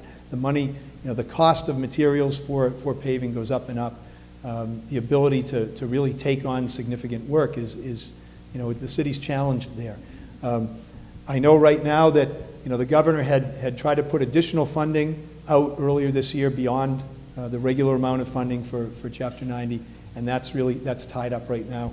And we're hoping we'll still be able to see more of that money before the year's out. It may be money that can't be used till next spring, but hopefully it can be. And you know, what Councilor Slate said about the fact that we have now, for the first time, This happened a couple of years ago. For the first time, we have a scoring system. We understand just where our streets rank, and if you want to know where your street ranks, you can call either one of us, I'm sure, or your ward councilor. So on the Hale Street issue, I would say as soon as possible, but it's a question of getting the rest of that state money released as soon as possible this year, and the ability of the city to, and this goes back to the economic development issue. These are why it's so urgent. We need to be thoughtful, and we need to seek appropriate economic investment and growth in the city, but we also need to be aggressive. Because in order to really get ahead of our roads, Mike Collins says we need in the order of $1.5 to $2 million a year dedicated to it, which means we need city funding in addition to whatever state funding we get. And remember, the state funding is our money from gas taxes we've already paid. Thanks. Okay. Past participation and involvement in government can be an indicator of the future. So could you explain your past record of involvement and how that bodes for you should you be elected mayor? Do you want to start? Okay, sure. It's Sure. your turn. Well, as I said earlier, I've served you folks in a number of ways. For 10 years, I was your state representative, and then after a number of years of not being in elective office, I was your city council president. And as I think everybody here knows, I was a candidate for mayor 2 years ago. So, as I said earlier in the evening, my experience in navigating state agencies, we need that to unlock our waterfront. And I will just make one clarification. We need to work with federal regulators, and we need to work with the state legislature to make those changes along the waterfront. But that is very possible, and it's something that when a city sets its mind to it and speaks with one voice, the regulators listen, the legislature listens. Our own state representative and state senator, I know, will be great champions for that. So, whether it be the waterfront, whether it be making sure that the Route 1A, that the Rantoul Street Route 1A project moves ahead, I've shown you, I've delivered on all the things that I've needed to, both as your representative and your city council president, and I can do it with what we need to do as a city going forward. As city council president, I led the effort to adopt the local option meals tax, which now brings in over $500,000 a year to help keep police and firefighters on the job and teachers in the classroom. I also strongly supported and voted for the adoption of the local option municipal health plan reform, which now is saving the city about over $1 million a year. So I think these are good indicators of what we can do together if you elect me in November. Thanks. Well, I've been involved in politics for a good long time. I come from a family that was deeply involved in it, and I think partly because my grandparents, my mom's parents, came from the Azores, and they were so proud to be Americans and so proud to be able to vote for their government and participate in government, that when you learn those lessons as a young child and hear those stories at the dinner table every Sunday, it gets into you. I was involved in political campaigns for as far back as I can remember. When our son was younger and I was working for the telephone company, I did a lot of traveling. So as different offices would open up or different opportunities politically opened up in Beverly, I deferred those because we wanted to be very involved in Richard's sports activities and school activities, and I traveled a lot. You could do these jobs and manage that kind of a schedule, but you couldn't do it the way I'd want to do it. So when an opportunity came up to run for council, when it was an open seat, I was working in Beverly. Richard had gotten older, and I ran for the first time in Ward 2 and was elected, unopposed the second time, had a race the third time, and here we are tonight. It's so important that city government deliver the services that people are most directly affected by. And the mayor of Beverly years ago was a ceremonial post when the Board of Aldermen, and it was all men, ran the city. But when the charter changed in the mid-90s, that all changed, and the balance changed between the council, now the council, and the mayor. And the mayor's position, some of the people in the room were on the charter commission. It changed so that the balance favored the mayor being a stronger mayor, running the city, setting the budget. The council still does the budget and appointments, but that's why I'm here. That's what I want to do. Okay, thank you. What is your position on Proposition 2.5 overrides? I don't think a 2.5 override would ever pass in Beverly. Possibly a debt exclusion override if it were targeted toward a public safety facility, or we wouldn't need it for a school because our schools are all done and the middle school won't require it. But the numbers just aren't there. 2.5 overrides are much easier to do, much more likely to do in towns than in cities. And I frankly, from a political point of view, don't think an override would ever pass in Beverly. I guess it's possible, but it's unlikely. And I don't think that's the way that we should go, to put the time and effort into trying to do that, as opposed to some of the other ways that we have to raise revenue with new growth and measures like that. Proposition 2.5 has been in place for about 30 years, and the city of Beverly has raised property taxes to the maximum allowed under the law, I think, every year since the law was passed. I'm looking into the audience, and we all are challenged to meet our own personal expenses and to pay our property taxes and everything else that we need to pay. So I have no interest in trying to do anything but live within Proposition 2.5. I think it speaks to everything we've been talking about. We can't just be chasing every last dollar of development, but we need to be very thoughtful, very thorough, and as I said before, very aggressive about going after the right type of economic growth. At the same time, we haven't really had the opportunity to talk tonight, but I know earlier in the at-large conversation there was talk about regionalization. And there are opportunities to regionalize, and I think the benchmark for that is if we can deliver a service as well or better, and we can realize meaningful savings, we really ought to examine closely and hopefully pursue those opportunities. And I know, having met recently with Mayor Driscoll over in Salem, I know that she's very enthusiastic about the opportunity with, come January, to work with a new mayor in Beverly. And I think she's enjoyed very much working with Mayor Scanlon, but looking at a new administration, she's already talking about some potential ways we can regionalize some of our efforts and make those type of savings. So, on Proposition 2.5, yes, I understand how hard it is, and I don't think we should be trying to go anywhere but to stay within the parameters of the law. I have a neighbor who, she and her husband are hard-pressed to stay in their home, and they have an adult child who's got pretty significant challenges, and really each season, each year, it's more of a challenge. And I think we all need to keep that in mind, as particularly those of us who you would elect to lead the city. We need to keep in mind just how important it is to live within our means. Okay, in terms of the question of regionalization, the same question that was asked before, are you in favor of regionalization of city services and activities? And if yes, where do you think the opportunities for regionalization lie? And that would be me first? You start, Okay, Mike. great. Well, Yeah. I'm glad I anticipated the question. Oh, wait, and if not, why not? Okay. Yes. No, I obviously think that, where it makes sense, and again, it needs to be something that can be delivered as well or better as we're doing on our own as a community, and it needs to be something that we can realize cost savings. I think, and none of this is, this is really just for conversation now, but hopefully for serious consideration as we go forward, if these make sense. I know in talking with Mayor Driscoll recently, she talked about the potential for each of our school districts to provide specialized special education programs that maybe right now we need to send our students out, but if we had more of an economy of scale to bring the resources to bear, maybe Beverly could work on one particular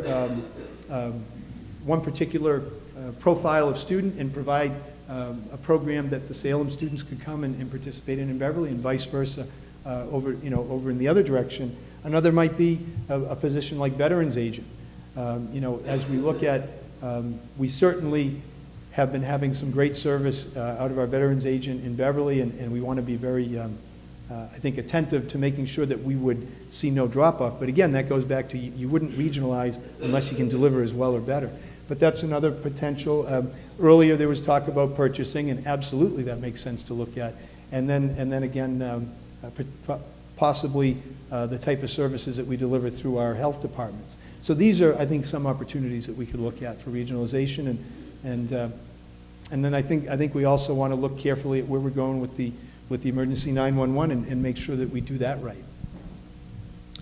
Wes? A couple of things, just in terms of the working with other communities. My own experience has been in serving on the council and being active in the Mass Municipal Association, which is the group of cities and towns around the state, and getting to know other councilors and other mayors and selectmen and town managers, not just in the communities around us, but in other parts of the state. So Mayor Driscoll and Mayor Betancourt and Mayor Keyser up in Amesbury and Town Manager Wayne Marquis in Danvers are all people that I'm familiar with and can work with and would anticipate working with in January. Regionalization and consolidation, which was talked about earlier, I'd like to just touch on for a minute. We do regionalization already in a couple of areas. In the fire department, they call it mutual aid. And Chief Pierce, before he retired, said that to me a long time ago. He said, you know, we've been doing that for years. We just don't call it that. We call it mutual aid, and that's how we operate with diminished resources. On the city side, we've been very successful, as was mentioned earlier, with consolidation of the buildings and grounds operation on the school side and Mike Collins' operation on the city side. It made absolutely no sense in the world that a different person and a different piece of equipment would mow the lawn at the Cove School and somebody else would mow the lawn at the park down the street. That doesn't happen anymore. We have the same people doing the same work in different places and can take advantage of it. So there are other departments of the city, human resources and finance, the business office, and the IT infrastructure, the IT department, information technology, the computers that can be used. And in terms of regionalization, certainly veteran services, health services, purchasing we already do by using the state bid contracts. Most cities and towns, as ours does, make use of the statewide bidding contracts on services and equipment for all kinds of things that we buy every day. Okay. The Beverly Cove area of the city is normally quiet and peaceful. However, the noise from offshore racing-type boats with no noise-abating mufflers, particularly on weekend evenings, can reach very annoying levels. Would you consider some form of legislation restriction of the noise levels of these vessels? I think you're first. That's me. Well, the city actually did enact, and I think it was Councilor Troubateros would remember, I think it was Councilor Pat Grimes that introduced an order on the jet skis, which used to be very prominent leaving from the boat launch areas down in my ward and in other places that made an awful lot of noise, and there seemed to be less of those. The cigarette boats and those big boats, if they're in Beverly waters, the city and the harbor master could, I guess, try to enforce some kind of noise restriction. We do have a noise ordinance of the city, which we increased or enhanced a couple of years ago. That was mostly in response to loud parties and the police not having a tool when they went to the same address repeatedly.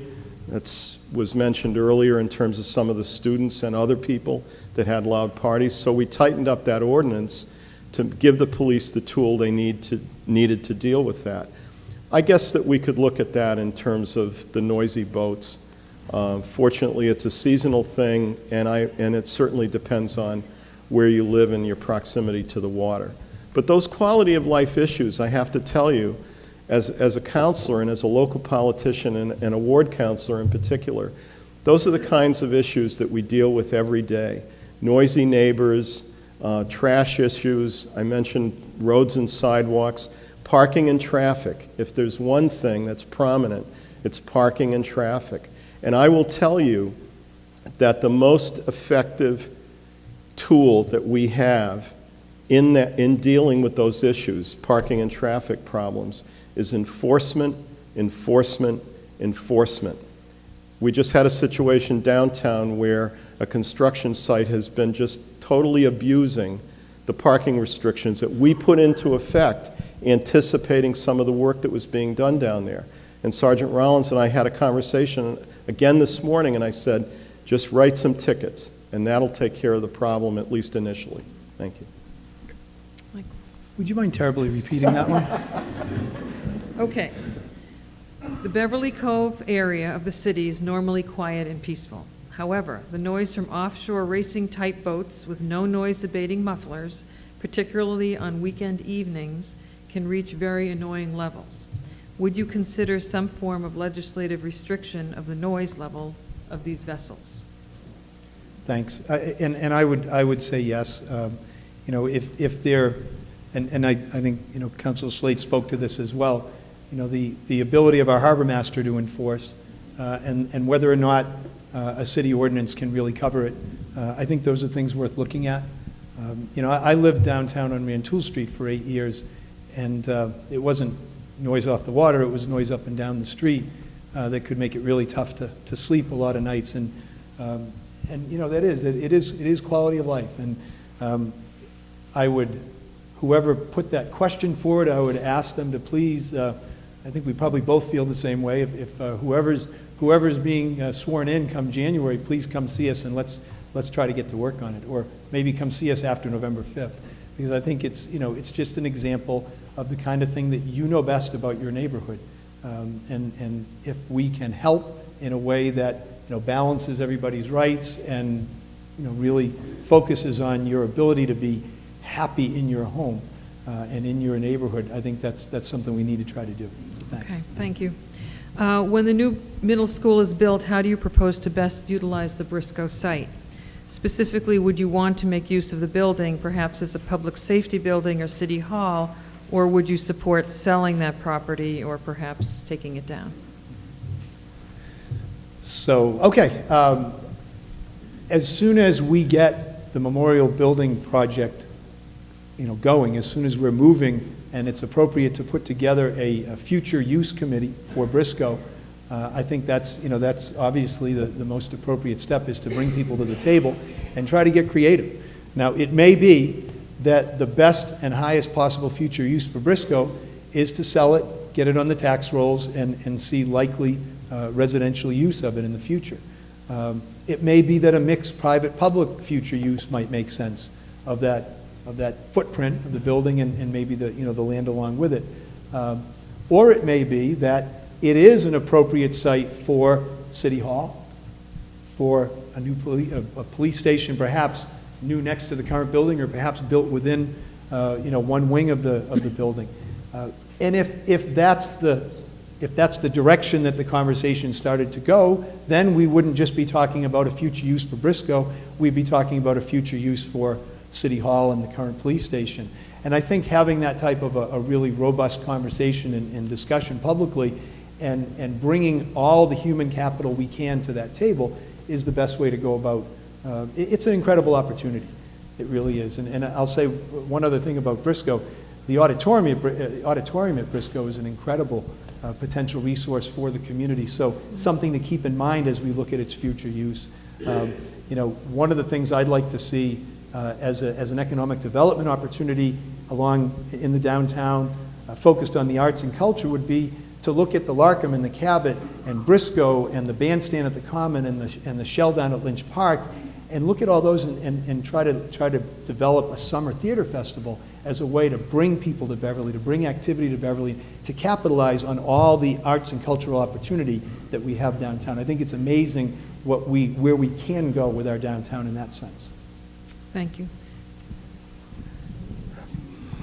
Back in the day when Georgia and I were young teachers in Connecticut, we started a summer theater school, and she's now Director of Fine Arts at Glen Urquhart School in the Farms. I think the auditorium at Briscoe and those other facilities that Mike mentioned would be terrific to be tied together. I've thought for a long time that moving the middle school to Memorial, because the city owns 17 acres around there and it makes more sense to take advantage of that building site, plus it's a newer building. Briscoe is landlocked. It's 6 acres. There are 2 streets and the railroad, and then houses on the other 2 sides. No one wants to take people's houses. I grew up in New London, Connecticut. Look up New London versus Kelo that went to the Supreme Court. Don't say the words eminent domain. But I think that the use of that building, I've actually thought for a number of years that it would, properly refurbished, it's a great old building, and cleaned up and redone correctly, if you look at the way some old buildings have been redone, it would make a great location for City Hall where you could consolidate all of the city's operations in one building and make use of that auditorium and the other facilities. It's ludicrous that someone trying to start a business in Beverly has to go to the city clerk's office for a business certificate, and then they say, oh, well, where's the building inspector? Are they upstairs? Oh, well, no, they're in the Memorial Building. Where's that? Oh, right down the street. And then they have to go to the health department if they're starting a restaurant.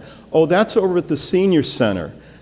Those operations should be consolidated. Any business would do that. City government should do that because it's using our tax money. So the use of that building, the one thing I would say is that's a perfect opportunity for the kind of citizens group that Councilor Martin put the order in the other day on Brimble to take a look at the uses of the building that would be popular when the memorial site is set up and see what we can do with it and get the use of all the ideas that people have on it. We're almost out of time, so we have one more question. It has to do with Endicott. The growth of Endicott College in recent years has impacted the Cove neighborhood both positively and negatively. Increased traffic, construction, and stadium noise and stress on the city's streets and resources would seem to require more of a financial contribution by the college to the city. What's your opinion? I think you start.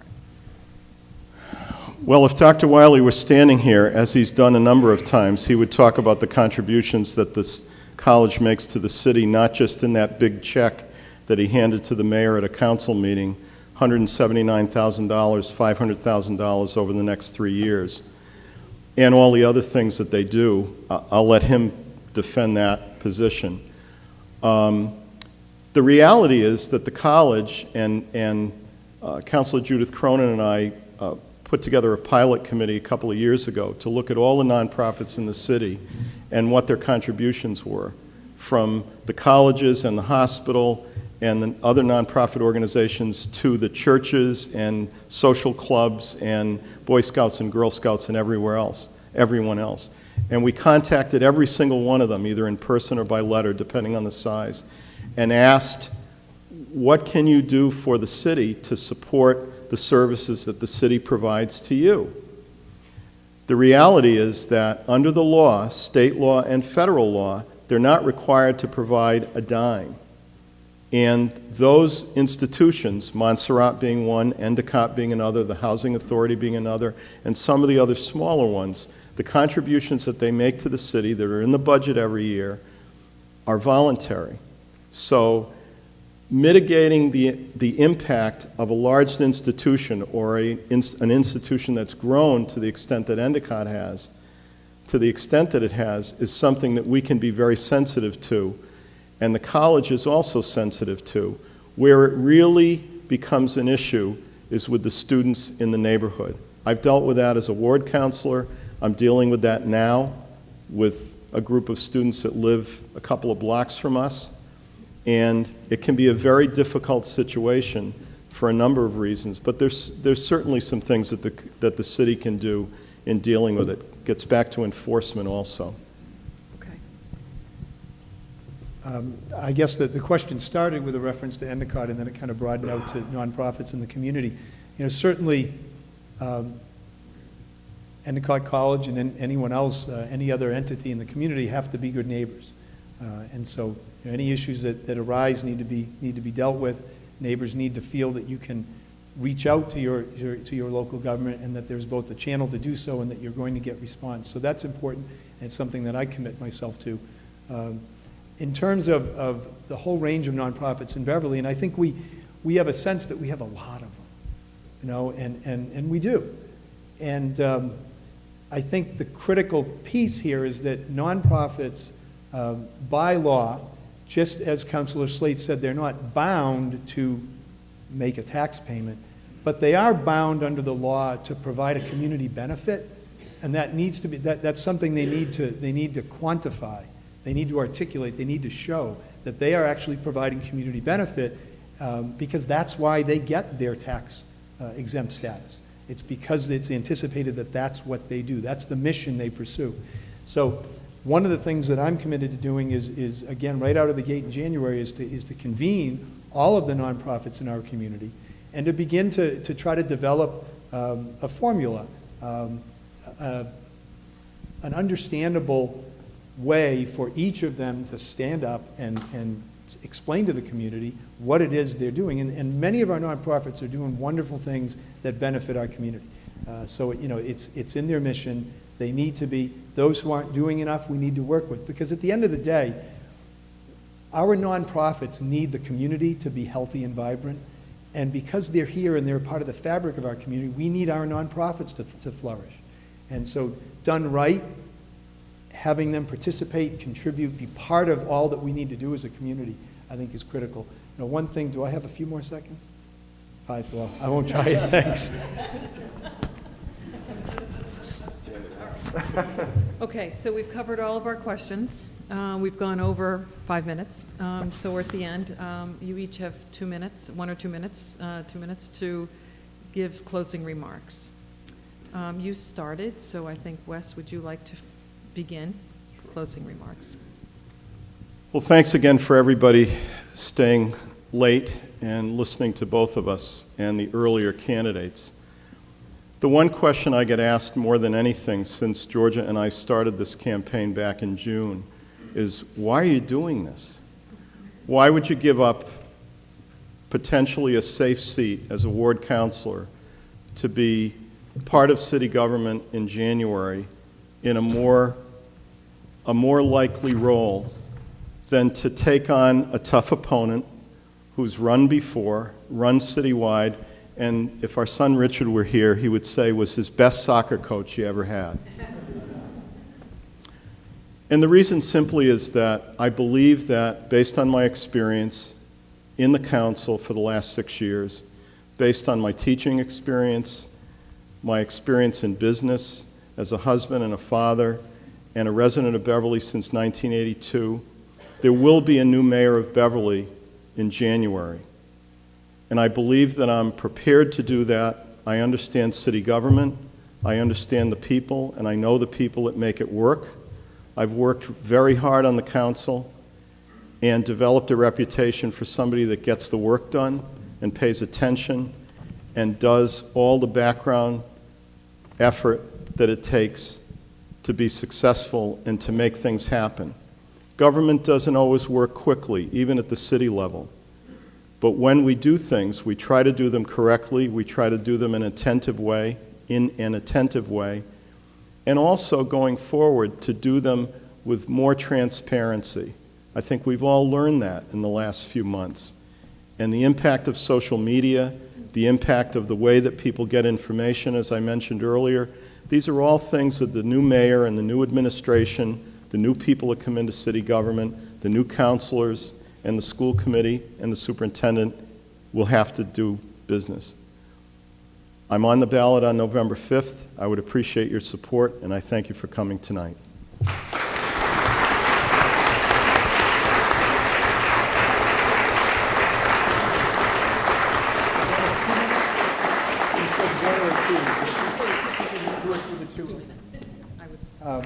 I'm going to read a statement, mostly because, unfortunately, earlier this week, a very negative campaign mailer was sent out by my opponent.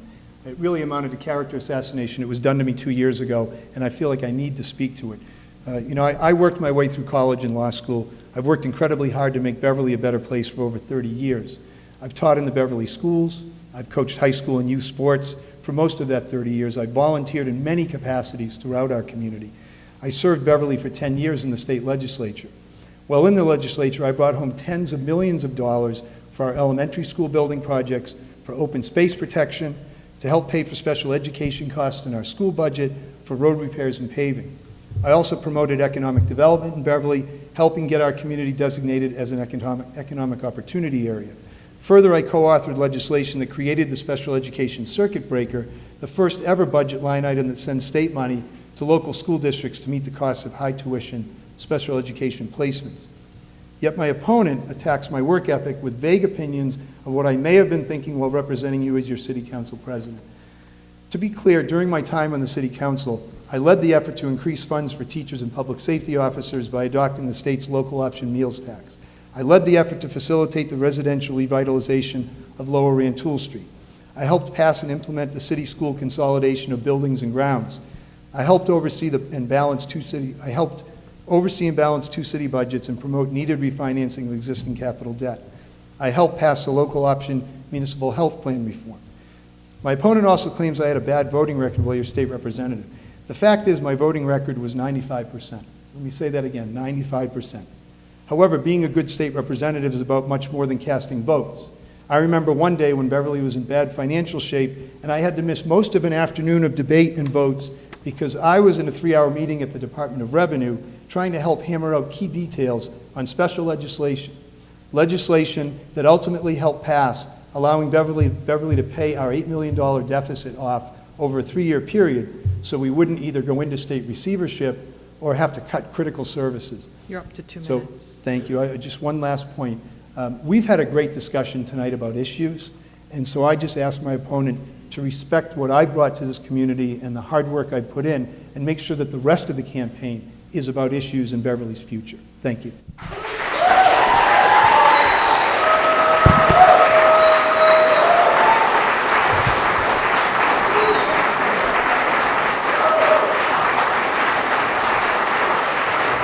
I'd like to thank you both for running.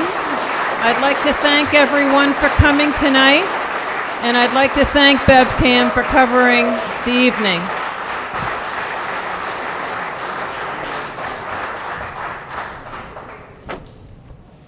Thank you for joining us tonight at the Candidate Night at the Cove Community Center.